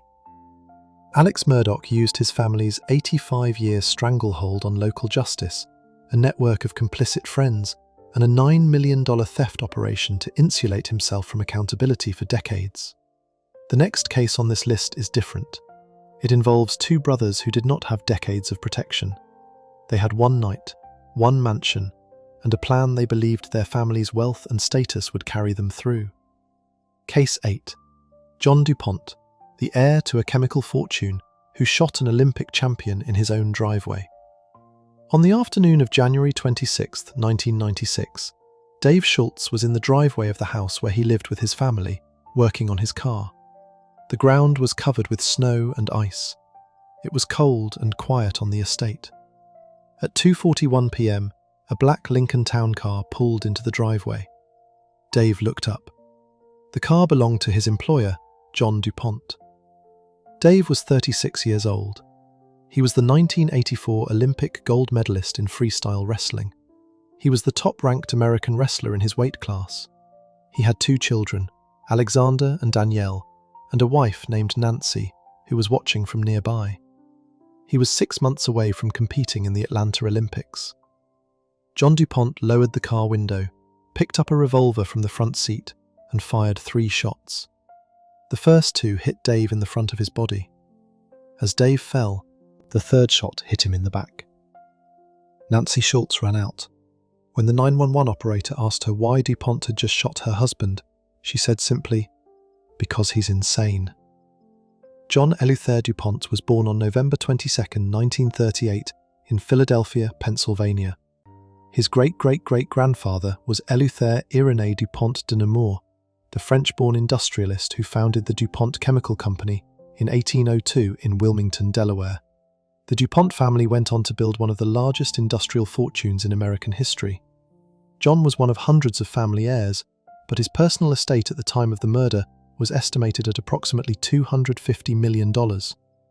He grew up on an 800-acre property called Liseter Hall Farm in Newtown Square, Pennsylvania, a suburb of Philadelphia.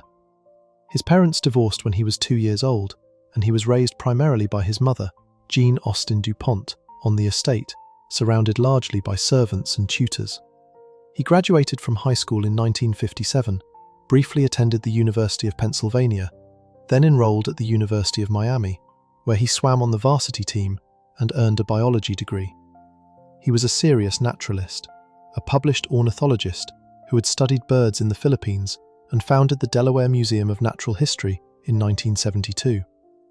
He was also a competitive athlete in swimming and the modern pentathlon. He threw himself into sports with an intensity that went beyond simple enthusiasm. He wanted to be an Olympic champion himself. He never had the physical ability, so over time, he found another way to get there. He would fund other people who did. In 1985, he approached Villanova University with an offer to pay for a varsity wrestling program, on the condition that he could serve as head coach. The university accepted. He hired 1984 Olympic gold medalist Mark Schultz as an assistant coach. The Villanova program lasted only 2 years before being shut down due to problems, but DuPont's interest in wrestling continued to intensify. He poured more than $3 million into USA Wrestling, the national governing body for the sport. He built a 14,000 square foot state-of-the-art wrestling and swimming training center on his estate and renamed the property Foxcatcher Farm after his father's famous thoroughbred racing stable. He called his private wrestling club Team Foxcatcher and recruited the best wrestlers in the country to come train there. Mark Schultz, one of America's most decorated wrestlers, and Dave's younger brother, was the first major athlete DuPont brought to Foxcatcher. Mark later described feeling like a trophy DuPont had bought. He said DuPont would come into his room waving a gun and would walk into the wrestling room waving a gun at the Villanova wrestlers. Mark left Foxcatcher in 1988 after finishing 6th at the Seoul Olympics, worn down by DuPont's controlling and increasingly erratic behaviour. Dave Schultz arrived at Foxcatcher in 1989. He moved his wife Nancy and their 2 children into a house on the estate grounds. Dave was different from his brother in one key way. He seemed to genuinely handle DuPont well. He was patient, warm, and diplomatic. Teammates later said Dave was the only person who could talk to DuPont and calm him down. He served as a buffer between DuPont's increasingly bizarre demands and the other athletes who needed to focus on training. Dave also coached the team and was training himself for another run at the Olympics. At the time of his death, he was the #1 ranked American wrestler in his weight class and was on track to compete in Atlanta in the summer of 1996. By the 1990s, the people who lived and worked at Foxcatcher could see that something was deeply wrong with DuPont. He drank heavily and used cocaine. His behaviour had become increasingly paranoid and delusional, especially after his mother's death in 1988. He became convinced that trees on his property were uprooting themselves and marching around at night. He ordered treadmills removed from the training centre because he believed they were turning back time. He paid security contractors to crawl through his floorboards, looking for secret tunnels he was certain were there. He opened fire on a flock of geese on his property because he had become convinced they were using dark magic against him. He lined the walls and attic of his house with razor wire. He dug up sections of his grounds, looking for the bones of a chambermaid he believed was buried there. He required staff to check rooms for ghosts, Nazis and spies before he entered them. He began introducing himself as the Dalai Lama at public events. He fired on a former wrestling staff member he threatened with a submachine gun. Several people had tried to do something about it. As far back as 1992, DuPont's own attorney held a meeting with 3 psychiatrists to discuss whether DuPont could be involuntarily committed to a psychiatric facility. The answer was no. Pennsylvania law required that a person demonstrate an immediate danger to themselves or others before they could be committed against their will. DuPont was erratic and delusional, but he had not yet done anything violent enough to trigger that threshold. His money also meant that most people who witnessed his behaviour were employed by him and reluctant to challenge him. His eccentricities, as they were called by those who chose to minimise them, were dismissed as the harmless quirks of an extremely rich man who had always gotten his own way. On January 26, 1996, DuPont left the Foxcatcher estate in his Lincoln town car with his head of security, Patrick Goodale, in the passenger seat. He made a stop at a stamp store in Ardmore to purchase some collector's stamps. He told the shop owner he would return on Monday to collect them. He then drove back onto the estate by way of an access road and pulled into the driveway of the house where Dave Schultz lived with his family. Dave was outside working on his car. He turned to greet the car as it pulled up. DuPont lowered his window and fired 3 shots with a .357 Magnum revolver. Dave Schultz was killed in his own driveway, in front of his wife. His children were nearby on the property. Patrick Goodale, who had been in the car with DuPont, did not intervene. He later said he was in shock. Police were called. Rather than surrendering, DuPont drove back to his mansion and locked himself inside. A 2-day standoff followed. Dozens of law enforcement officers surrounded the estate. Authorities initially did not move in because they believed DuPont may have stored explosives on the property. They cut the power to the boiler heating the mansion. On January 28, 1996, 2 days after the murder, DuPont came outside to check on the boiler that had gone cold. Police moved in and arrested him. He did not resist. He was charged with first-degree murder. Questions about his mental fitness to stand trial were raised almost immediately. In September 1996, Judge Patricia Jenkins held a competency hearing after psychiatric experts testified that DuPont was suffering from paranoid schizophrenia so severe he could not assist in his own defense. DuPont had told his attorneys that they were conspiring against him with the district attorney's office. He had claimed at various times during the proceedings to be the Dalai Lama, Jesus Christ, the Crown Prince of Russia, and a CIA operative. He fired 2 of his defense lawyers because he believed they were involved in a plot against him. Judge Jenkins declared him psychotic and committed him to Norristown State Hospital for treatment. Hearings were ordered every 90 days. Meanwhile, his family members petitioned the court for control of his finances on the grounds that he was no longer capable of managing them. Antipsychotic medication eventually stabilized him enough for the case to proceed. A second competency hearing was held in December 1996, and DuPont was found competent to stand trial. The trial began on January 21, 1997, in Delaware County, Pennsylvania. The defense did not deny that DuPont had shot Dave Schultz. Their entire case rested on arguing that he was legally insane at the time, that paranoid schizophrenia had left him unable to understand that what he was doing was wrong. Psychiatric experts testified that DuPont believed Dave Schultz was part of an international conspiracy to kill him. They described a delusional system in which DuPont had convinced himself he was being hunted, that enemies were closing in, and that Schultz had become a threat to him. The prosecution acknowledged that DuPont suffered from mental illness.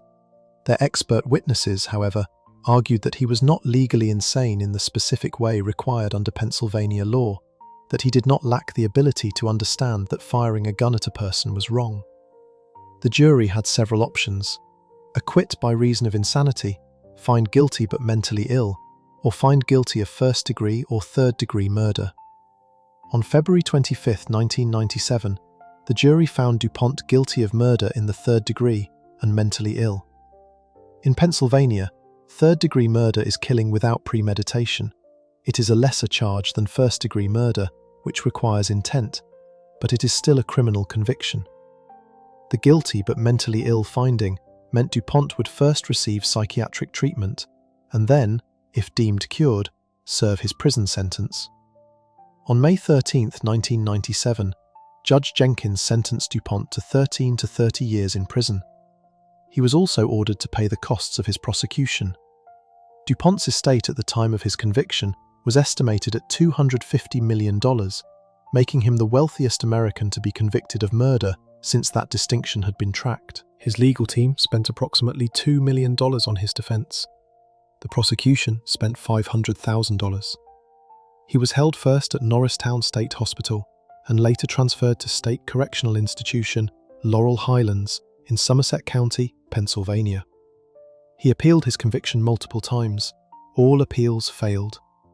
After the murder, Nancy Schultz founded the Dave Schultz Wrestling Club in March 1996 to provide coaching and resources for the 20 Foxcatcher athletes who had been left without a training program 6 months before the Atlanta Olympics.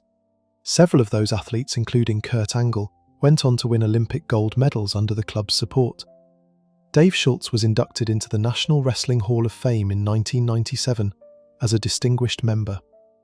USA Wrestling has held the Dave Schultz Memorial International Wrestling Meet annually at the United States Olympic Training Center in Colorado Springs in his honor.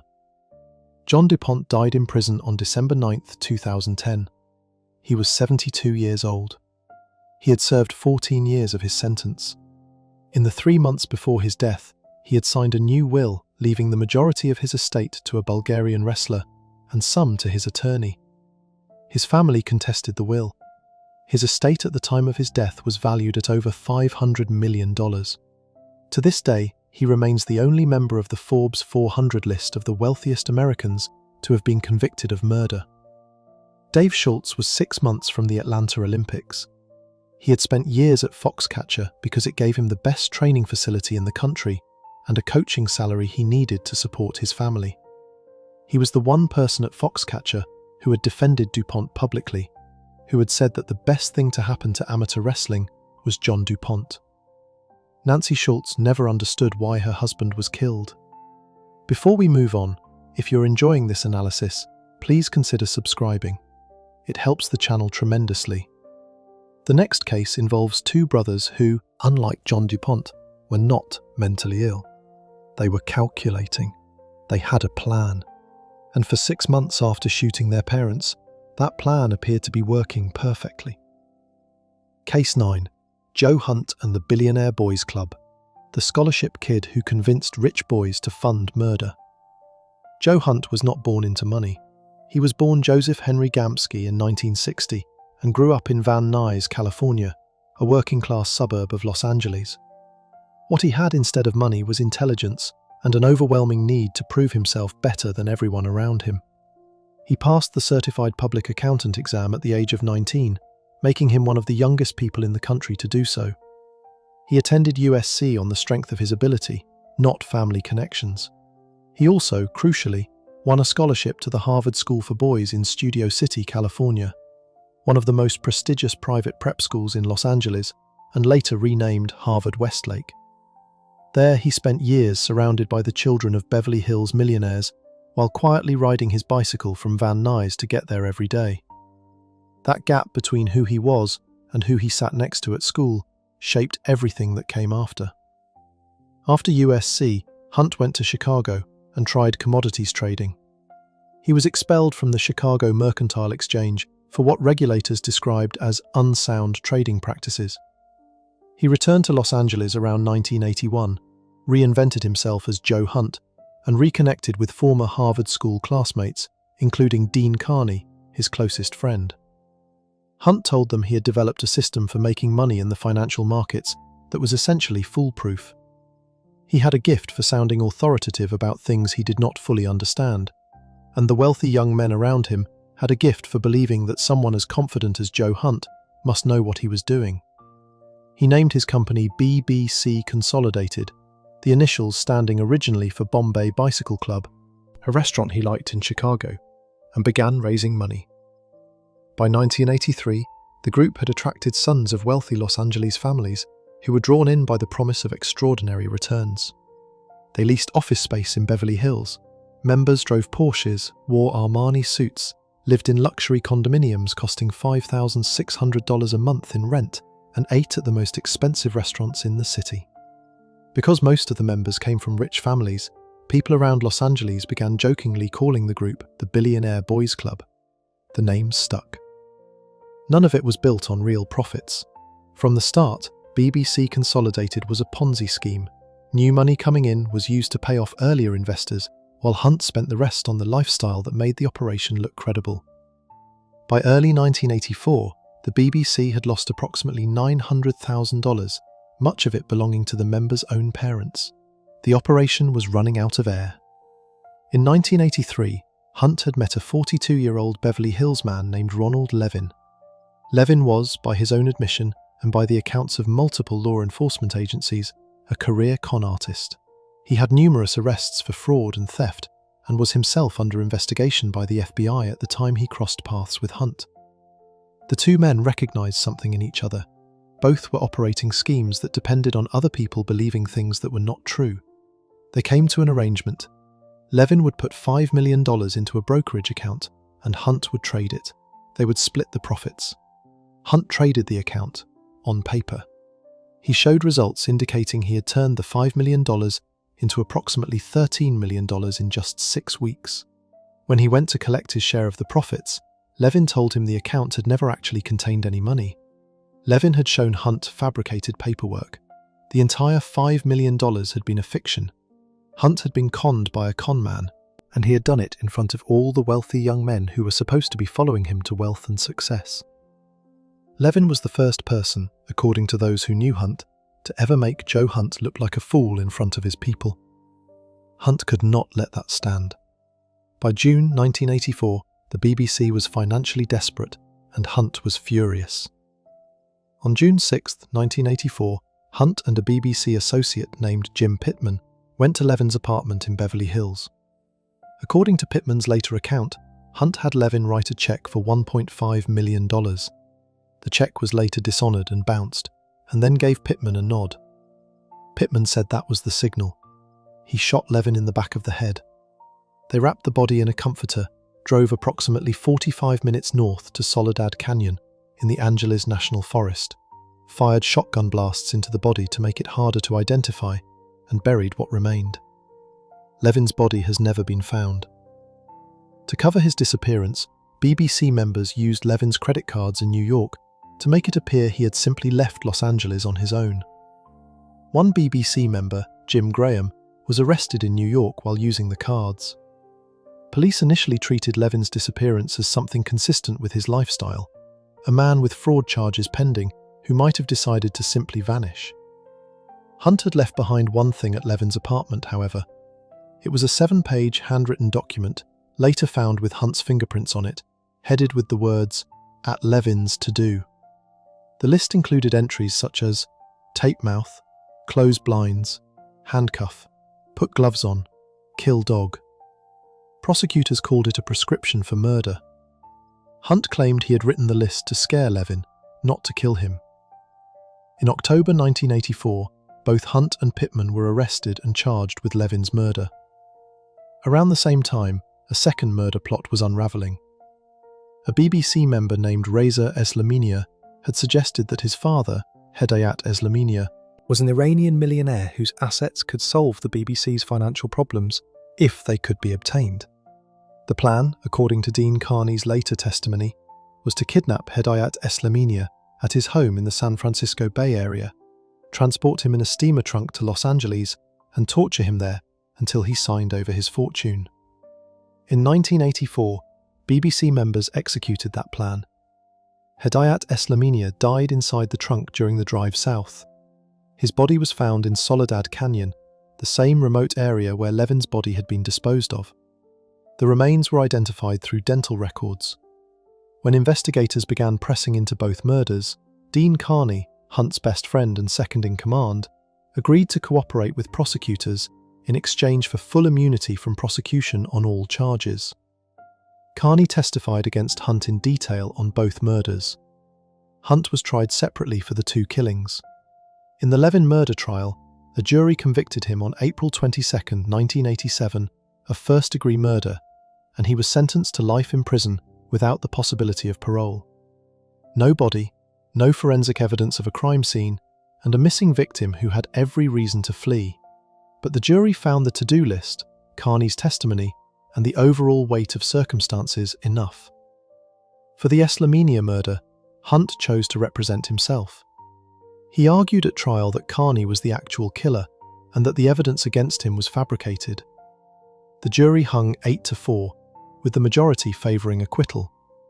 It was a hung jury, not a conviction, and the charges were eventually dropped. Joe Hunt became the only defendant in California history to represent himself in a capital murder case and avoid a death sentence. Jim Pittman, despite having described in detail on national television how he shot Levin and helped bury the body, faced 2 separate trials for Levin's murder, and both ended in hung juries. In 1988, before a third trial, prosecutors offered him a deal. He pleaded guilty to being an accessory to murder after the fact and to possession of a concealed weapon, and was sentenced to time already served, approximately 3.5 years. He was released. He died of kidney failure in 1997 at age 44. Reza Eslamania and another BBC member, Arben Dosti, were convicted of the Eslamania murder and sentenced to life in prison. Those convictions were overturned in 2000, and the charges were ultimately dismissed. The only BBC member still serving his sentence today is Joe Hunt. Hunt has maintained throughout his decades in prison that Levin faked his own death to frame him, that a career con artist who was facing federal fraud charges had researched extradition treaties, told acquaintances he was thinking of going to New York or Spain, and who had restructured his bail arrangements to remove his parents from financial liability, simply chose to disappear rather than face prosecution. After Hunt's conviction, 8 witnesses came forward saying they had seen Levin alive in various locations between 1986 and 1987, including in Greece and in Los Angeles. Those witnesses did not testify at the original trial, and their accounts did not produce a new trial. Hunt's direct appeal was denied in 1996. A federal habeas corpus petition was rejected in 2004. The Ninth Circuit denied his final appeal in June 2016. He has been in prison for over 4 decades. The BBC members who committed fraud, participated in kidnapping, and testified against their own leader in exchange for deals, received sentences ranging from a few years to nothing at all. Dean Carney, who testified against Hunt on both murders and received full immunity, has never served a day in prison for either death. The Billionaire Boys Club was, at its core, a story about a scholarship kid who decided that the fastest way to become one of the rich boys was to pretend he already was one, and who killed a man when the pretending stopped working. Before we move on, if you're enjoying this analysis, please consider subscribing. It helps the channel tremendously. The final case in this series involves 2 brothers who did not need to pretend. They had the wealth, the mansion, and the inheritance already waiting. All they had to do was claim it. Case 10. Brooke Skylar Richardson, the Ohio cheerleader who Googled how to get rid of a baby, then walked out of court on probation. Carlisle, Ohio is a village of about 5,000 people, located roughly 40 miles north of Cincinnati. Most people who grow up there stay. Scott and Kim Richardson had lived there most of their lives. Scott worked, Kim raised their 2 kids, a son named Jackson and a daughter named Brooke, who went by her middle name Skylar. The family was comfortable, not wealthy in the way of inherited fortunes or beach mansions, but stable and known. Their daughter was a varsity cheerleader at Carlisle High School, an honor student who planned to attend the University of Cincinnati to study nursing. She graduated with honors. In photos from that period, she looks exactly like what she was, a put-together teenager in a small town where looking put together mattered. Skylar had been fighting an eating disorder since she was 12 years old. Her mother Kim first noticed something was wrong when Skylar refused to buy a stick of chewing gum because it contained 5 calories. During cheerleading season, Skylar would restrict her eating and purge. In the off-season, she would binge and then starve herself again. The family took her to doctors, therapists, and nutritionists. She was diagnosed with anorexia nervosa, bulimia nervosa, and body dysmorphia.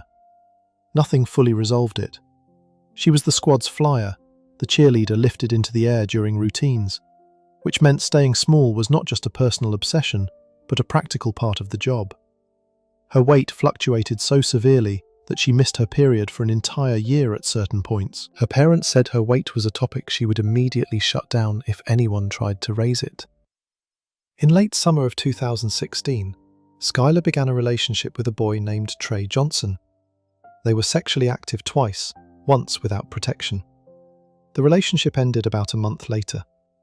In early spring of 2017, Kim Richardson noticed her daughter appeared to be gaining weight and seemed happier than she had been in years. She assumed the eating disorder was finally improving. In late March, the family went on vacation together, and Kim saw Skylar in a 2-piece bathing suit and thought she finally looked healthy.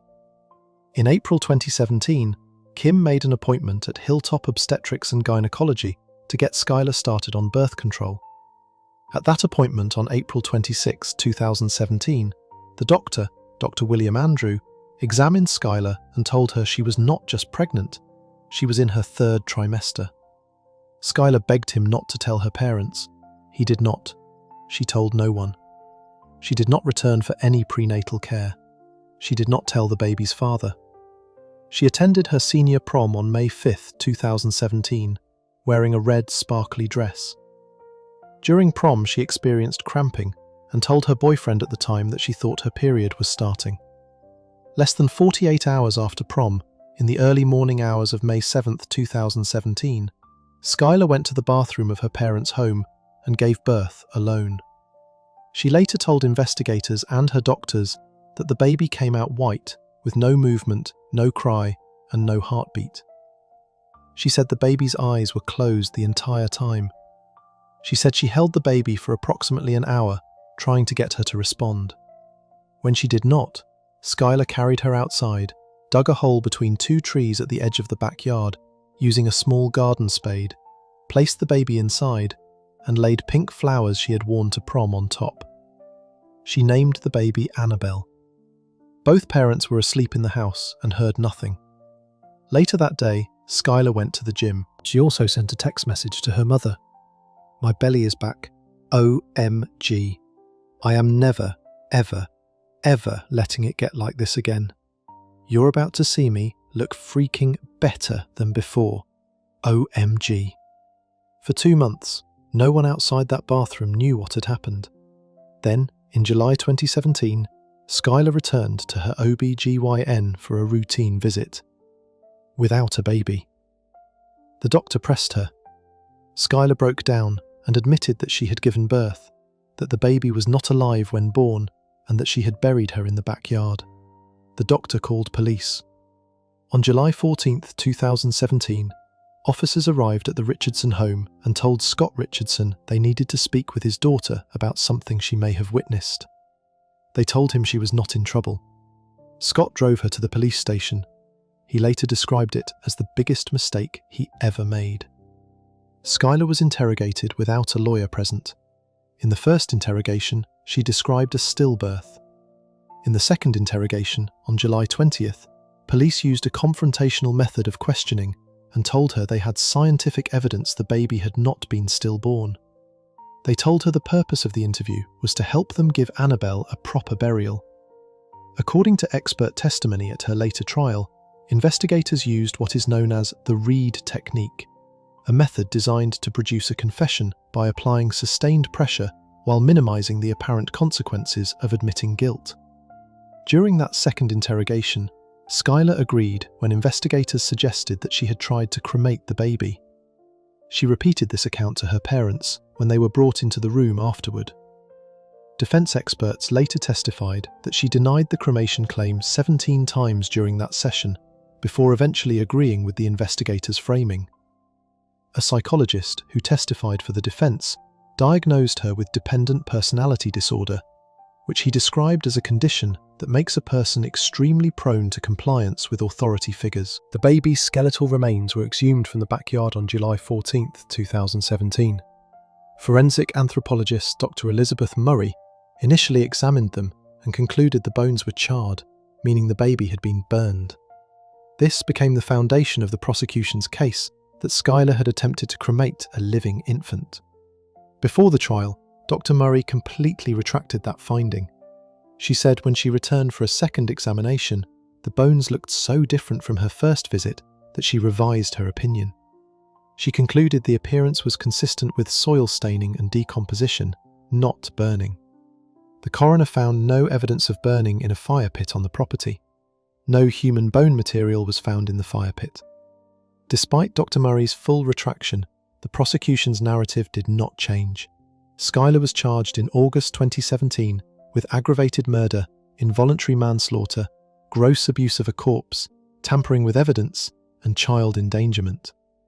The aggravated murder charge carried a mandatory sentence of life in prison without parole. Before trial, the prosecution offered a plea deal. They would drop the aggravated murder charge if Skylar pleaded guilty to the remaining charges, which still carried a potential sentence of up to 15 years. Skylar refused. On a Sunday morning in 2019, she told her mother, "I am not going to plead to something I did not do." The family said Kim got sick in her stomach, but accepted that it had to be Skylar's decision. Trial began September 3, 2019, in Warren County Common Pleas Court in Lebanon, Ohio. The jury was composed of 7 women and 5 men.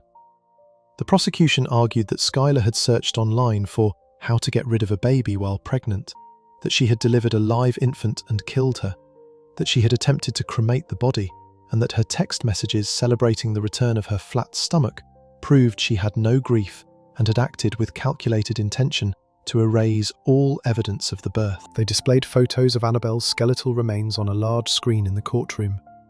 The defense challenged every piece of that case. Defense attorney Charles Ritgers argued the burning theory had already been demolished by Dr. Murray's own retraction, and that the prosecution had simply refused to adjust course. He argued that Skylar's internet search was a single search for self-abortion information, not a plan. He argued that the confession about cremation was the product of aggressive interrogation of an 18-year-old with a documented mental health condition who was sitting alone in a room with law enforcement officers telling her they had proof the baby had been alive. A professor who studies interrogation and false confessions testified that the methods used were very aggressive and could produce false statements in a psychologically vulnerable person. The defense also called Dr. John White, an OBGYN, who testified that intrauterine growth restriction caused by Skylar's history of severe eating disorders was consistent with the description she gave: a baby born extremely pale, not breathing, with no heartbeat and closed eyes. Forensic pathologist Dr. Mark Levon testified for the defense that the cause and manner of death was undetermined, and that there was, in his words, absolutely no identifiable evidence of live birth. The prosecution's own forensic anthropologist had already retracted the one piece of forensic evidence that pointed toward intentional harm. Skylar did not testify. The judge dismissed the tampering with evidence charge before the case went to the jury. The jury deliberated for approximately 4 hours. On September 12, 2019, they returned their verdicts. Not guilty of aggravated murder, not guilty of involuntary manslaughter, not guilty of child endangerment, guilty of gross abuse of a corpse, a 5th-degree felony carrying a maximum sentence of 12 months in prison. When the first verdict was read, Skylar broke down in tears. She was led from the courtroom in handcuffs. On September 13, 2019, Judge Donald Oder II sentenced her. The maximum the judge could order on the corpse abuse conviction, given that she had no prior criminal record and the charge met statutory criteria for mandatory community control, was 6 months in county jail. Prosecutors asked for that. Judge Oder instead sentenced her to 3 years of probation, credited her with time already served, and imposed no additional jail time. Warren County Prosecutor David Formshell held a press conference and said publicly that he was absolutely convinced she had caused the death of her child. The president of the Dayton unit of the NAACP, Derek Foward, issued a statement saying the outcome, combined with the judge's willingness to seal Richardson's record 2 years later, smelled of white privilege to the nth degree, and compared the case to the Brock Turner sentencing. Skylar's probation was ended early in 2020, nearly 2 years before it was scheduled to conclude. Judge Oder told her there was no reason to continue supervision, saying there was nothing that leads me to believe you do not follow the rules or are going to commit any crimes in the future. In October 2022, at Skylar's request, Judge Oder sealed the conviction record entirely. Derek Foward of the NAACP called that decision one of the most egregious miscarriages of justice in the Ohio judicial system. Annabelle's remains were released to the Richardson family after the trial. They held a private burial ceremony. A small angel statue marks the spot in the backyard where Annabelle was originally buried. Every case in this list ends the same way, with a courtroom, a verdict, and a sentence that the public argued either fit or failed to fit what had actually happened. In every one of them, money, family name, access to elite lawyers, or community standing shaped what that sentence looked like. The names are different, the crimes are different. The outcomes, when you line them all up, tell a story about who the justice system treats as too big to fall. If you enjoyed this breakdown, make sure to subscribe. Thanks for watching, and I'll see you in the next one.